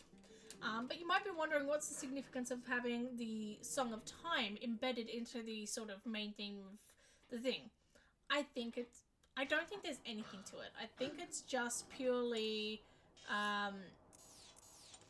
they really wanted to have all the Ocarina of Time Majora's Mask songs in it, and this just happened to be the last one. That's why they had the big hero theme, because this is the last the last wolf statue that you find.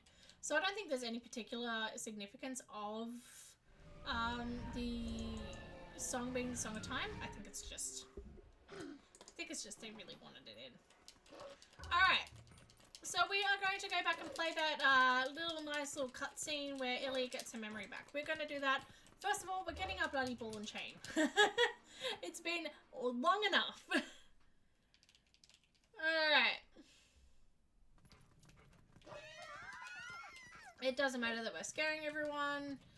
Once again, we're gonna turn back into a human in a second regardless. At long last, our precious ball and chain, which we've been waiting forever for. Alright.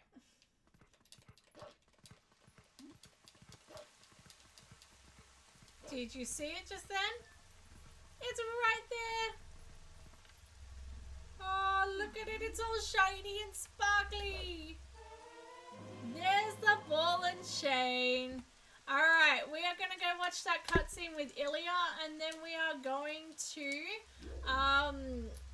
head off to Snow Peak.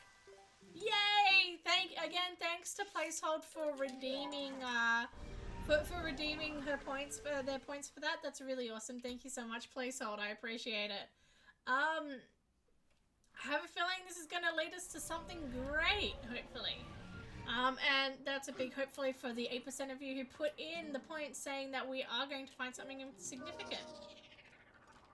Alright. While the cutscene with Ilya is playing out, what was the Gambo result again? We actually haven't gotten to the result because we haven't actually hit Snow Peak yet in order to see if there's anything big yet. So we are going to hit that Gambo result very soon, I promise.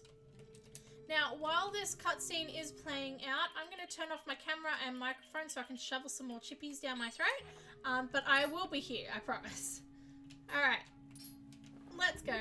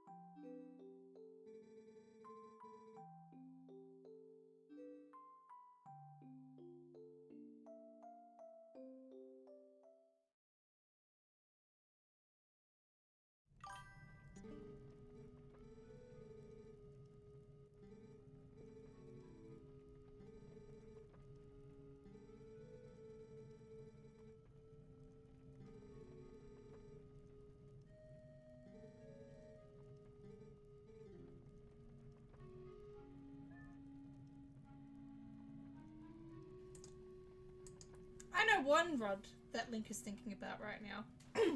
Sorry, let's continue on. Please take it, bro. I feel like the whole romantic undertone of that cutscene was slightly undercut by the fact that she kept calling him bro. Maybe? Sorry. I try and keep it very PG-13 over here, but that one didn't last for a minute. that sort of slipped out for a sec. Nope. PG-13. Alright, let's go to Snow Peak. We're just recovering some health. So when I was younger, I was not allowed to roll as aggressively as I am now, because it used to make my poor mum motion sick. And I used to sit there going, how can I be motion sick? How can you get motion sick? You're not the one rolling. My poor mother. Alright. We are going to continue on in Snow Peak Ruins. Hopefully we're going to find something big, or maybe we don't find something big, or maybe we find nothing big but a mirror shard. Either way, someone's winning in the Gamba. I love essentially that bathing increases health. That's exactly it.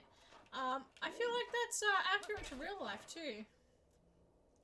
I don't know about you, but I do not feel like I am well when I am not clean. I feel a little gross and sluggish and yeah, no, I feel that. Bathing does in fact increase health. Life pro tip. I suppose it's also really true on a medical standpoint, but still. Alright, so as we are snowboarding down here, we were talking before about some of the shortcuts that you can take for Yeta the Yeti. Whoops. That jumping across those the tops of those hills there is supposed to be one of them. However, I've always struggled to be able to do that without smacking straight into the bridge and actually getting knocked off. So you can do it without jumping off there. You can also do it without doing that shortcut up there and jumping across the trees, because that's the first time in a long time that I've actually successfully hit it normally. Alright. Whee! So in the game's code, and this is a free bonus fact for you all, in the game's crap. Oh, she's good. She saved it. She's good. In the game's code, just talking. Hello, Merciless Hot Dog. Welcome in. I hope you're having a great, whatever time of day it is for you. Hope you're having a great time. Thank you so much for coming in. As I was saying, yeah, the skiing down the hill on the leaf just there is kind of a precursor to shield surfing in Breath of the Wild. However, shield surfing was actually supposed to debut here. It didn't. It got scrapped from the game at the last minute. But the file for the shield surfing mechanic is still in the game, in the game's code, which is really cool. That was something I learned recently.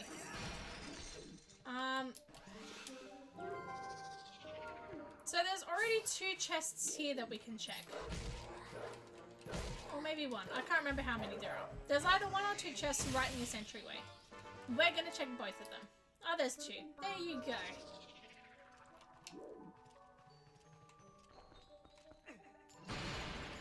Nothing.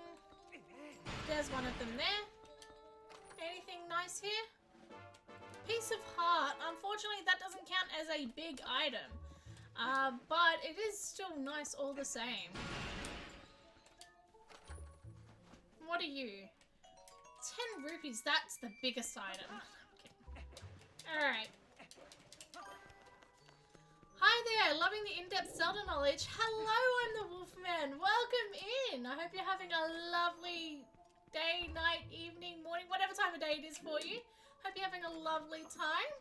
I'm glad you're enjoying the in-depth Zelda knowledge. It is something that I am very passionate about.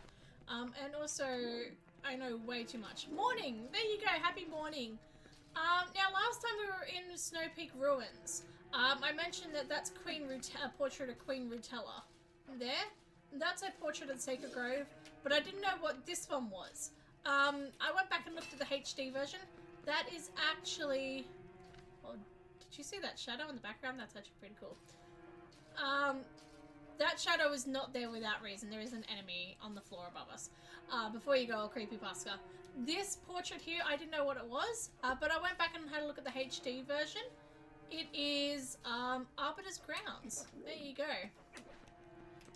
Unfortunately, in the standard definition in the GameCube version, it is a little bit harder to discern what it's actually meant to be. Okay, now we've got quite a few chests to go through. We've got all of the second floor. The third floor is essentially just the boss room in the outdoor section. How do I want to approach this first? Let's go through this door. Alright.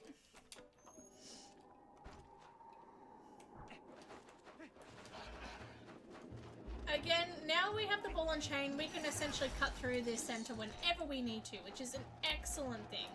We are going to cut through here. We're not going to be spending too long in this dungeon because we've already cleared out a good portion of it. It was just these little bits here with the where the ball and chain was needed to reach the chests. Excellent. For example, chest right here. This was the chest that we missed. It was just that simple. 100 rupees. Excellent. Ooh. Alright. Now, there's also the rupee up here. The chest. Why do I keep saying rupee instead of chest today? I don't know. Again, it has been such a really good week for me, but a really long one at the same time. I started a new job this week, and it has been so amazing. I have really enjoyed it. But I will also fully admit, it has been exhausting. Alright. This is the other chest that we missed. Purple rupee. Okay, I have well, it wasn't food, unless you want to try and eat rupees. I don't think that's going to go well for your teeth, though. Fun fact, the ball and chain completely decimates all... Oh. Really? It doesn't decimate this? Huh. It decimates the rest of the furniture in this place, including their lovely matching side tables. Guess what? You destroyed their furniture. They only have one side table now. That sucks. Alright.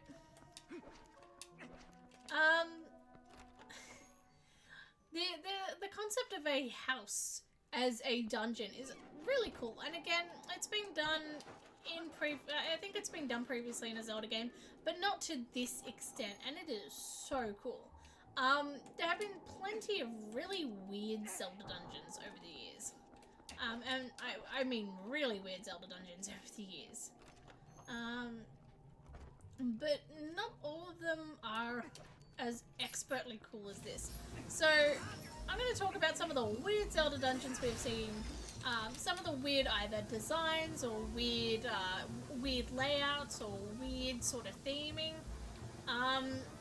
So there's the Temple of Droplets that features in Minish Cap. Again, it is a great dungeon, don't get me wrong. It is not a bad dungeon by any means, but it is rather unique in the fact that you actually can see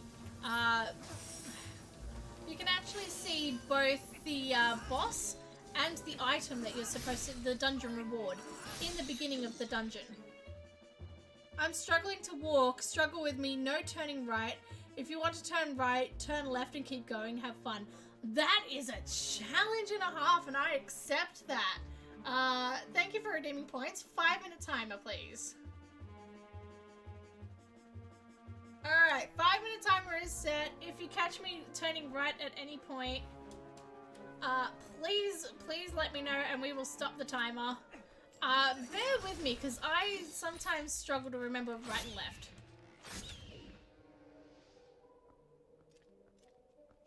Oh! That sucks. I think this is my least played out of the Zelda games, though. I think I played it through once. Honestly, playing it through once is, still excellent.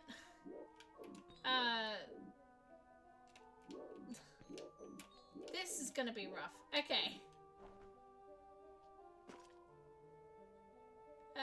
Which way is... Okay, I want to turn left. That way. Banning walking forwards. Okay. So I can't turn right or forwards. Left. Okay. Oh, that's... I didn't turn right, I just walked right. That doesn't count. Honestly, I can highly recommend playing through this one again, Wolfman. I think it's great. Moonwalk everywhere. That's the goal. Okay, let's hope I don't.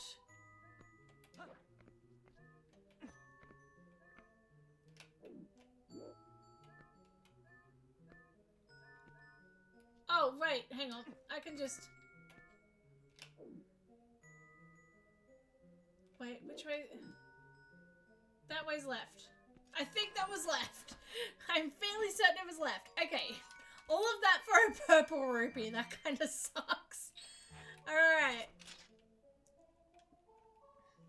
So, there's a YouTuber that I watch, and I've mentioned before that they're currently playing through Twilight Princess, which is grand. That particular room with the jumping right, not turning right, with that the particular room there with the claw shot on the roof to get back. They did not know that claw shot target existed, so they just kept saving and quitting when they got to that room and thought that was the way you're supposed to do it. Which is a little bit bonkers to me, but sure. Hang on, turning right, there we go. I think I had it for the Wii. I would have to see, it's been packed up for years. Honestly, can recommend getting it for the if you have a Wii U, can recommend. If you don't have a Wii U, like 99% of the population, I would personally hold out hope that it's going to be released on the Switch 2. Nothing's been confirmed, nothing's even been hinted at. But it is a little odd to me that Wind Waker is now available. I can't jump backwards. I can't actually do this. I find it a little weird that it hasn't actually been confirmed yet. Nope. That did not work in the slightest. It may have been the Wii U. I do have that too. I'll check one of these days. Absolutely, it's worth it. I will say I've always liked Link's backflip animation. I do like it too. It's a sick backflip. The only issue with it, and it's not even an issue with it, it's more of an issue with me, it made me very delusional in terms of thinking how easy a backflip is, because he's just doing a full backflip from standing with no momentum. He very much, ooh, that was an accidental roll, that's fine. It very much influenced me into thinking that backflips were so easy to do, and it led to me hurting myself quite a bit as a teenager, thinking that, oh yeah, if Link can do it, it's easy.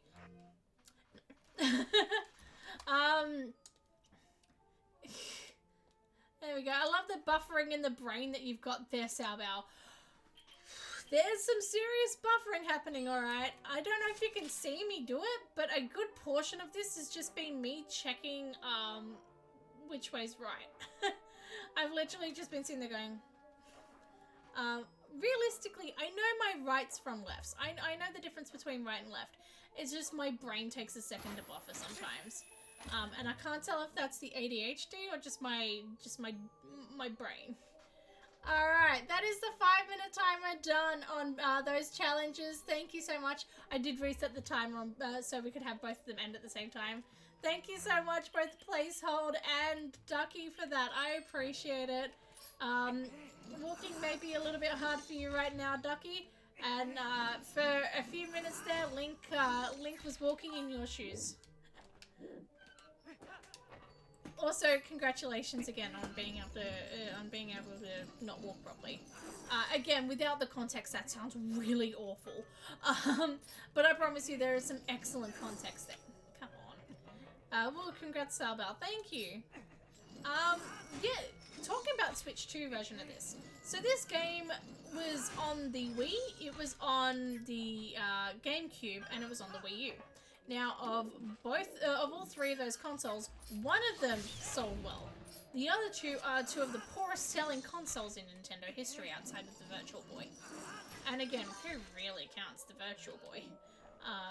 Not me, that's for sure. Oh, balls. Hang on, let me go back. Yeah, okay, it's better just to start from the beginning. The widest and the walkest, lol. That's it. I promise you there's some really good context there. I'm not just being really mean. So yes, the Wii sold well, the GameCube and the Wii U were two of the weakest selling Nintendo consoles of all time. Despite the fact that I maintain everyone now knows everyone now is on the GameCube is goated, it's one of the best consoles ever, sort of bandwagon. And I will never disagree with that. I think that's very it. But a lot of people still sit there and go, the Wii U sucked. It was awful. It sucked. You couldn't do anything with it. It was clear that they were trying to do like a Switch sort of thing, but they just couldn't figure it out. I mean, I'm not disagreeing with that. That's actually very true. But at the same time, the Wii U was really good, and I am tired of saying that it isn't. I'm tired of pretending it wasn't. All of that for a bloody green rupee. Anyway, I thought the Wii U was neat, different. Exactly, that's it. It was, very new for its time, very, very different. I'm sure it had a lot of aspects that were clearly, you know, further expanded upon with the Switch. But what it did do, it really did right. It was a really neat console. I really enjoyed it. But it doesn't change the fact that it didn't really sell well. So, you have two really, really good Zelda games that were both on consoles that just didn't sell well. And that's Wind Waker and Twilight Princess.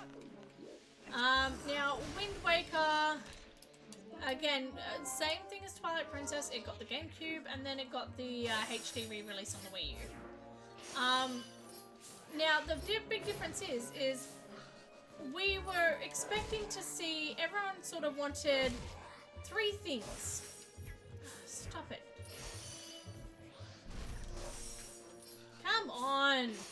Stop freezing me to death!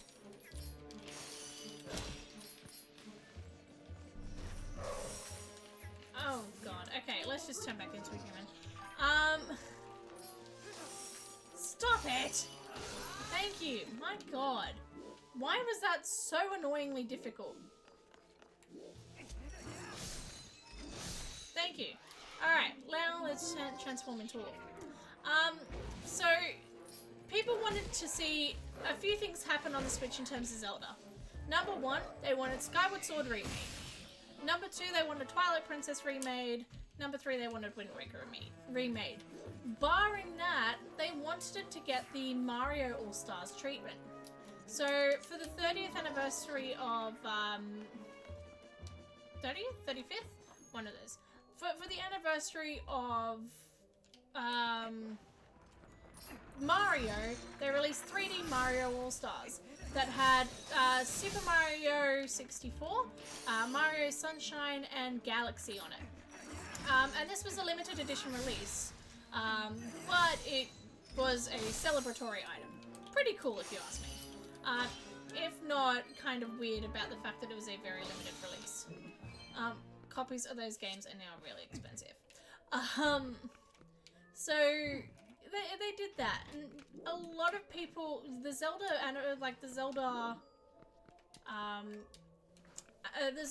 30th anniversary wasn't that far off it either. So a lot of people were expecting to receive the same,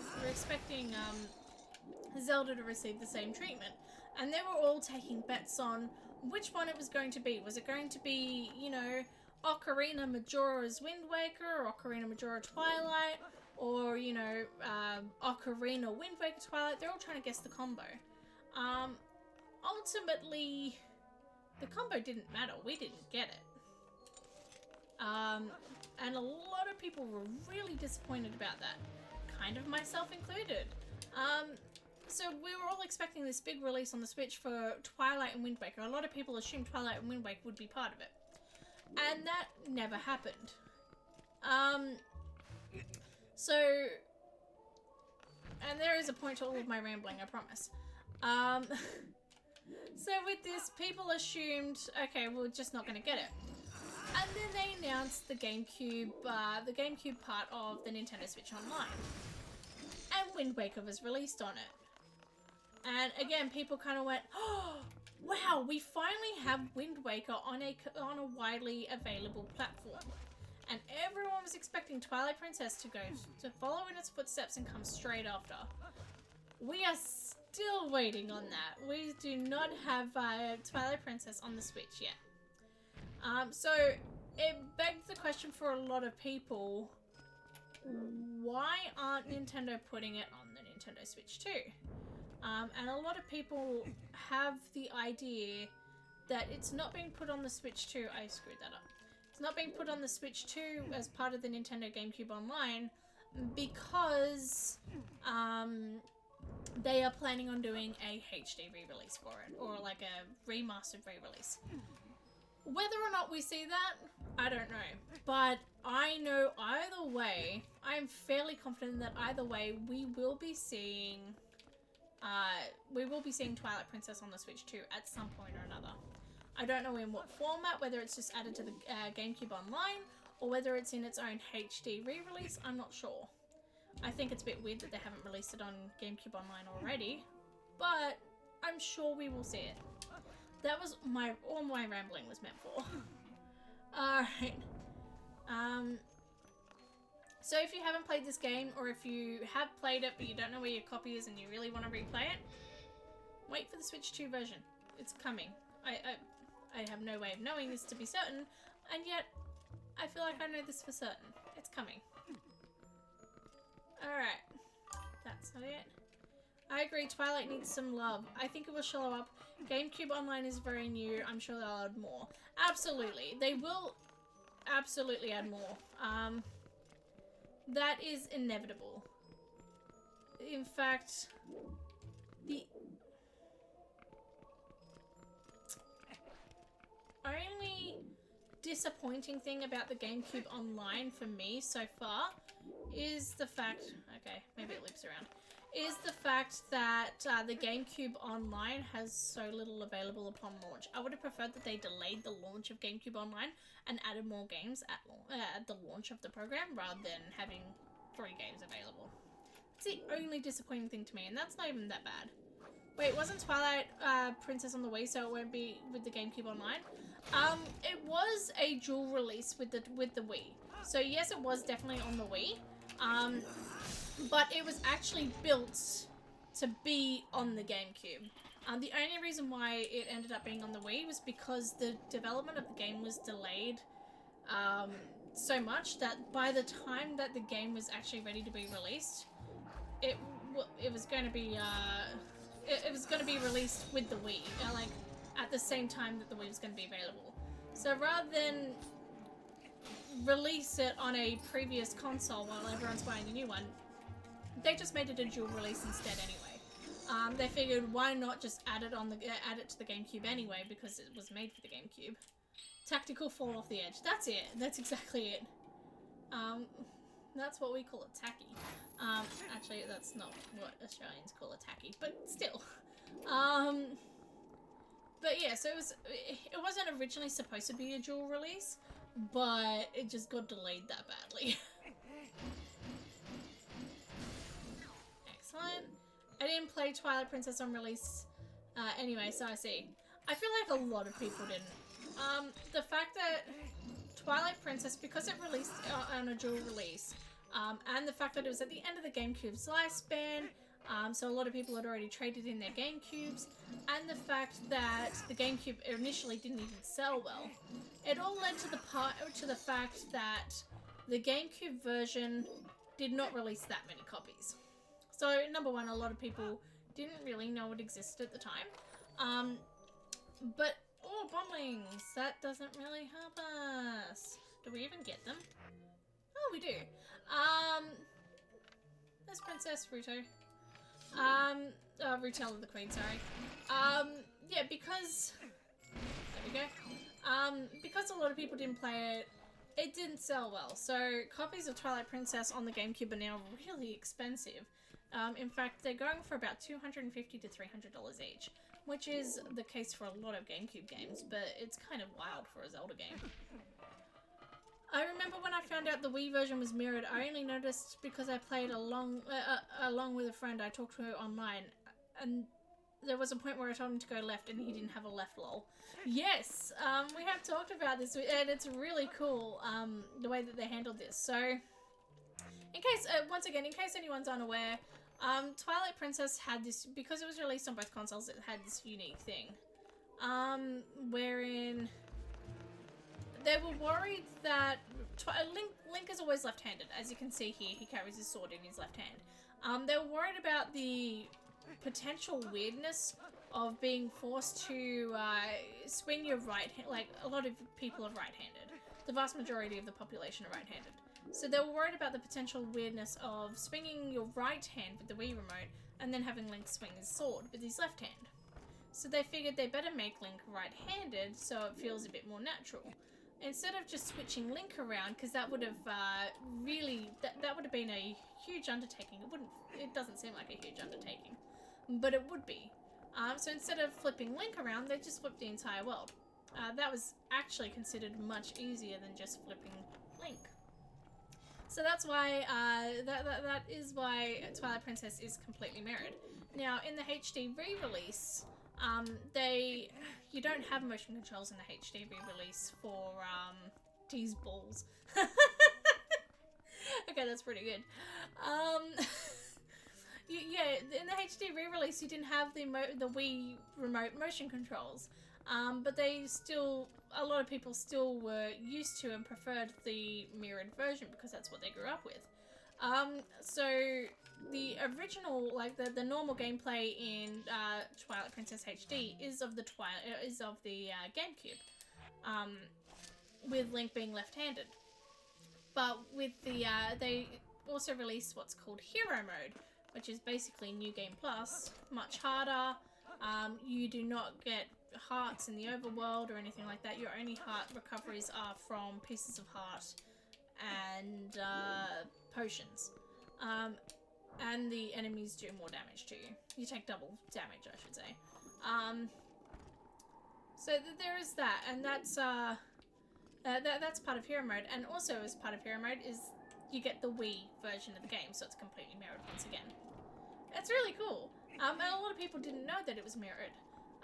When I was playing through the game with my family when we were younger, my parents didn't realize that the game, they didn't know that there was a difference between the Wii version and the GameCube version. They just assumed it was one and the same. So they bought a Wii walkthrough. So we discovered that we had bought the wrong version of the walkthrough. Once again, when very similar thing, my dad was like, "Oh, all right, go right." And my mom's sitting there going, "There's no right. There's no right." So yeah, that's very cool.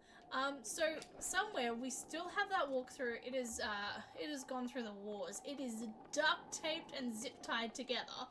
That poor little guidebook has gone through so much. And we just used to have to mentally just switch it over for my mom. We'd be like, all right, go left, right, go right. Every time. Welcome to Chillfoss Chapel. This is the name of the room in the Prima guide for it. This is built into my mind. I will never forget the name of this. That's not my ball and chain.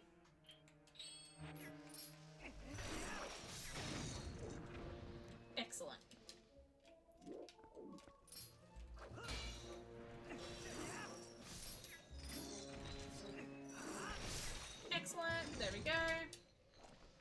take my 5 rupees. So with this room, you're supposed to just go through and systematically destroy them all with the ball and chain. However, they all come from the stalactites. You can just knock down the stalactites and then hit them with the bomb arrow. And that takes care of them. Normally what you're supposed to do is you're supposed to bomb arrow them twice. Once to knock the spear out of their hand, and then the second time to kill them because they can't block the kill shot with the spear. But they don't have the spear if you knock them down from the stalactites, so you can just immediately hit them straight over before they even have a chance to get their spear to block the shot. Or if you're worried about your ammo, ball and chain. It just gives them a greater, quicker shot of hitting you.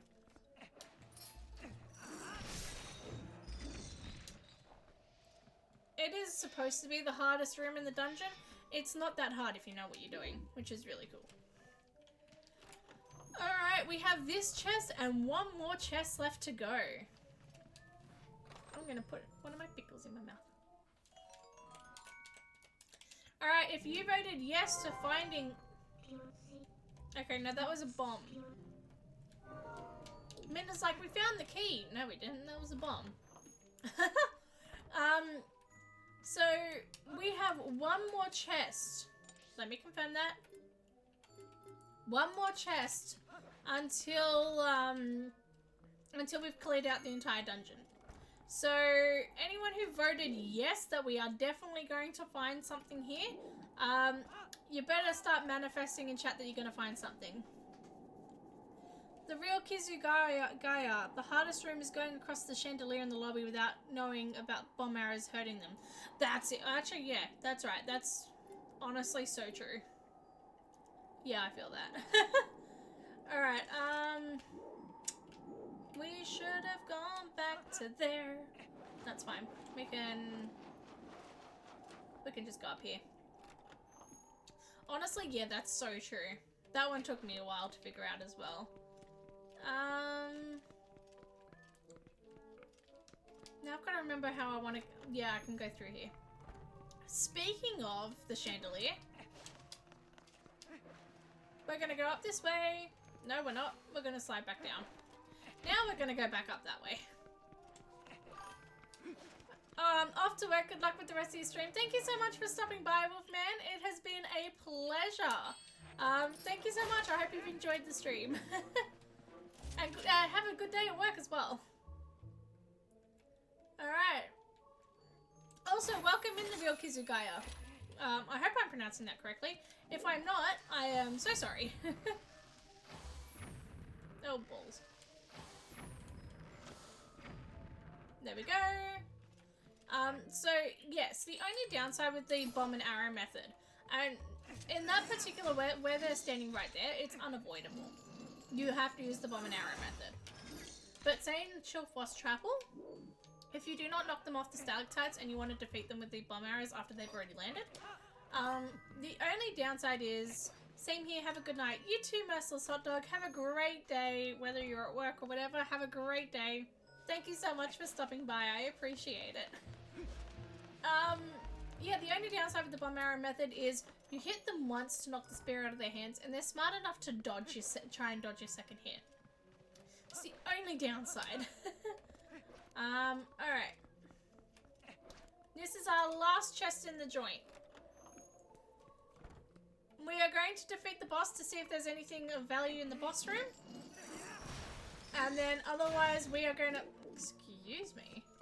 We are going to face the Gamba. So if you voted that there was something in the in this temple of value, you might want to start manifesting. You might want to start manifesting that in the chat.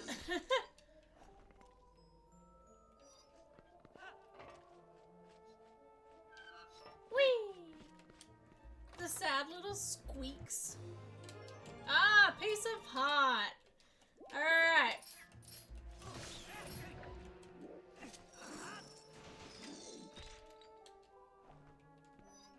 There we go. Why did I do that? Why did I do that? Oh, that's alright, we can claw shut up. Alright. No, we can't. Where are the claws? I just uncovered it.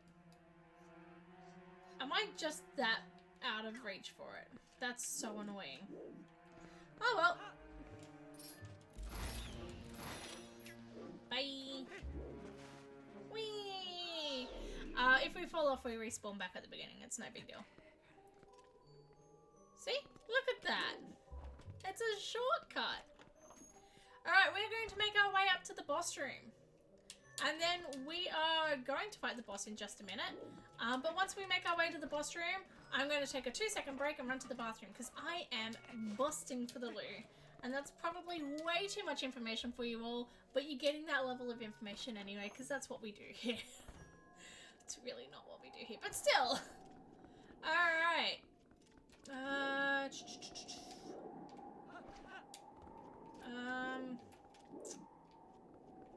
Crap, which way am I going? Yes, it is this way. I was gonna say, I know my way around this temple fairly well, except for the point where I have to get to the end of it, apparently. Alright.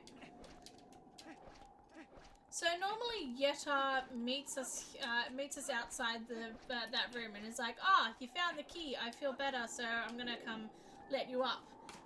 But she's already in there waiting for us. I'm gonna quickly run to the bathroom. I will be back in just a minute. Don't go anywhere. We'll be right back.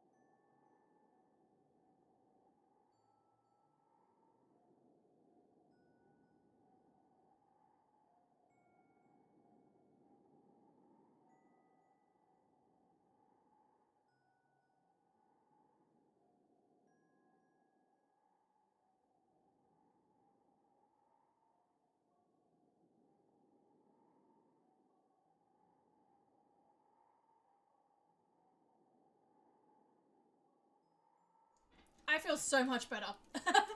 Alright. Shall we go to the boss room? Again, we are going to find out the results of the Gamba after this boss battle.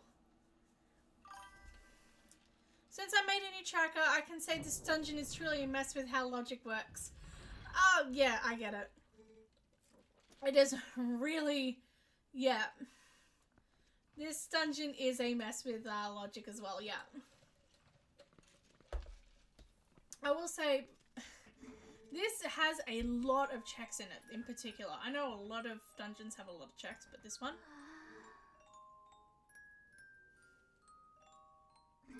Pretty. So pretty.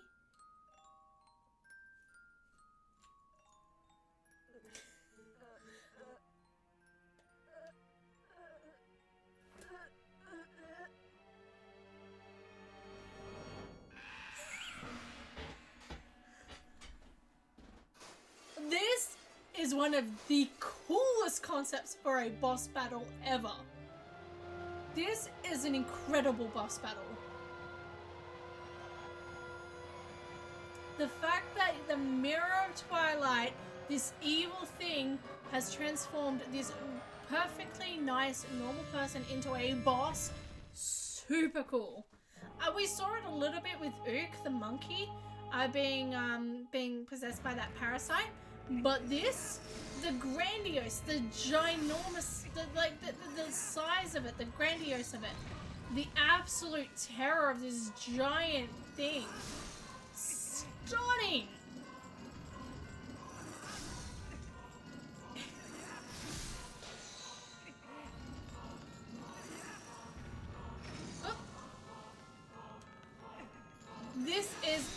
coolest boss battle concept ever. It's cooler than Goat. It's cooler than anything else. This is immaculate. This is the peak of bosses.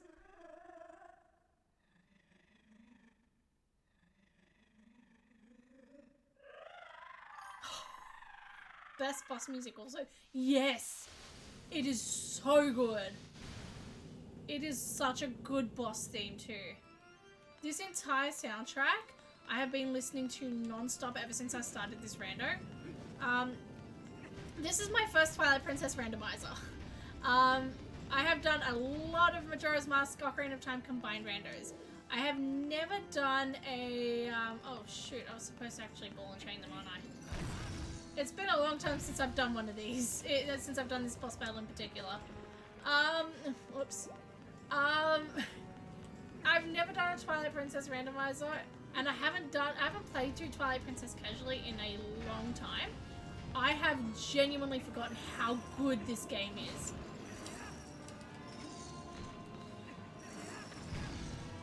Right, that might have saved me, yeah. There we go, there's hit number 1.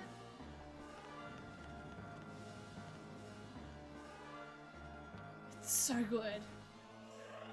So normally I do a lot of Ocarina of Time Majora's Mask combined randos, which is my bread and butter.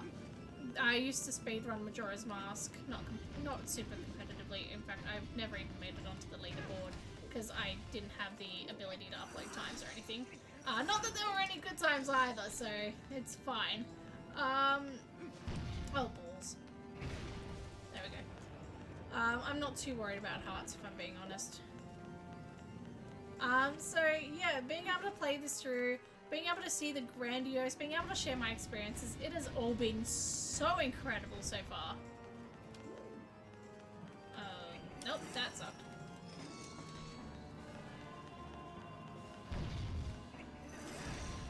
Again, why do I keep going for the wrong ones? I know what I'm supposed to do here. I'm just sucking. It's just so I'm doing it intentionally so you guys can hear the boss music even more. That and do you mean Archipelago for Ocarina of Time Majora's Mask? No, I don't know what do I don't know. There's an Ocarina of Time Majora's Mask combined randomizer, so it combines both games. So whoopsies. You walk through the Happy Mask Salesman shop in Castletown, and it actually you walk into Majora's Mask. It's really cool, really fun. Come on. No! I actually remembered to get the hell out of dodge too. So it's a combined randomizer. Oh, this one. Yeah, that's the one. Yeah, you walk into the Happy Mask Salesman shop and you end up in Majora's Mask. All the items are shared between both games. Super cool. There we go.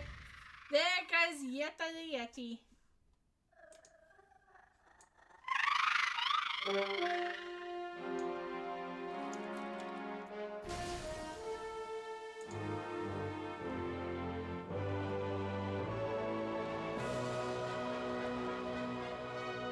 Alright, what are we getting here? I'm not actually sure what we're going to get here. Is it going to be a mirror piece or is it not going to be a mirror piece? Archipelago is just an item randomizer for multiple games. Oh, I getcha. Oh, final shard of Mirror of Twilight. Interesting. 2 more left, bro. Actually, none more left. No, so it's a combined randomizer, which is really cool. Alright. We have the rest of the pieces. Let's go. So, this last check in this temple is going to determine the outcome. So, the outcome is either going to be yes for item or no, but Mirror of Twilight. Anyone who voted straight up no, I apologize. You have lost the gamble officially. Alright. Now, I may regret putting this on the internet. You remember that whole trend of like unhinged hear me outs? Yeto makes soup. He gives her presents, and then when those presents accidentally turn her evil, and you know all that, she gets rid of the mirror because of that. He's not even mad. He's like, forget mirror, Yeta. Look into eyes of Yeto. There you find true love. That's a hear me out. Hear me out on that. I'm gonna regret putting that on the internet, aren't I? Where you could also play TP, ROT, MMM, many other games in a single randomizer. Items here can give you items in other games. Ooh, that's pretty cool. I'll have to check that out. Oh, look at them. It's so cute. Alright, are we gonna get an item here? You gonna pop out a claw shot or something? Oh my god! I'm so sorry for you headphone users.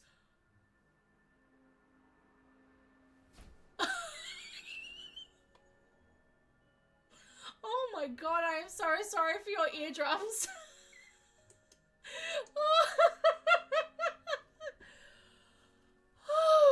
That was so funny. Oh my god. Okay. Okay.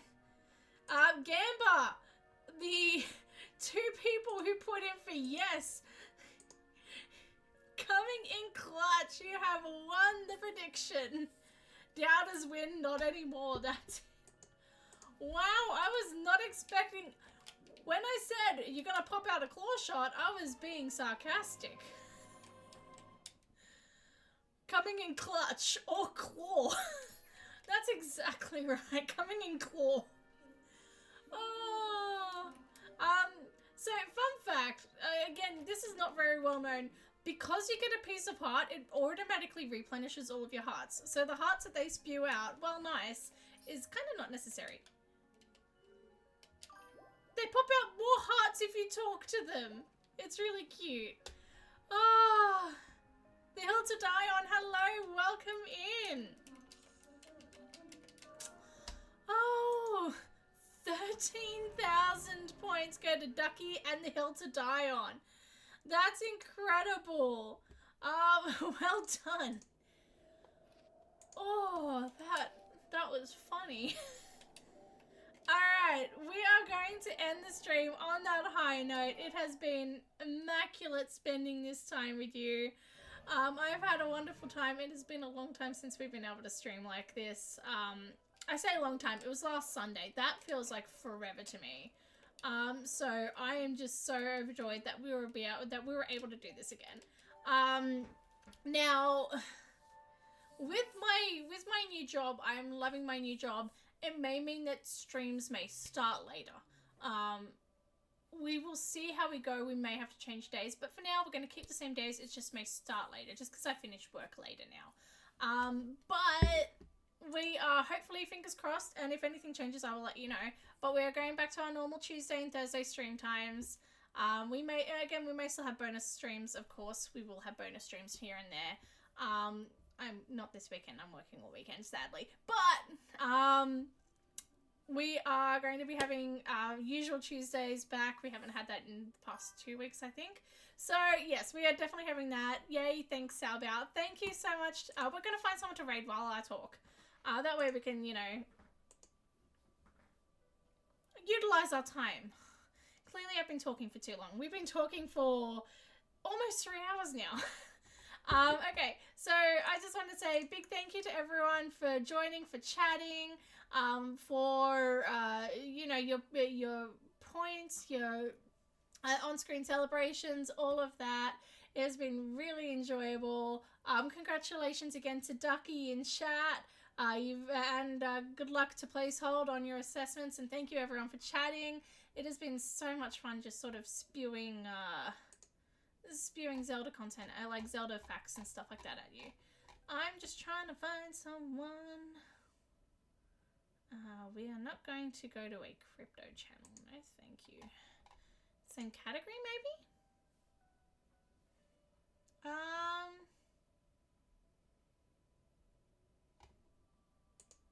Who's on that we're following? Why am I following a crypto chat? I don't know. Alright. Let's go. No, I don't want to interrupt Pimple's speed run. We are gonna find someone. Don't get me wrong. We are gonna find someone. Let's go.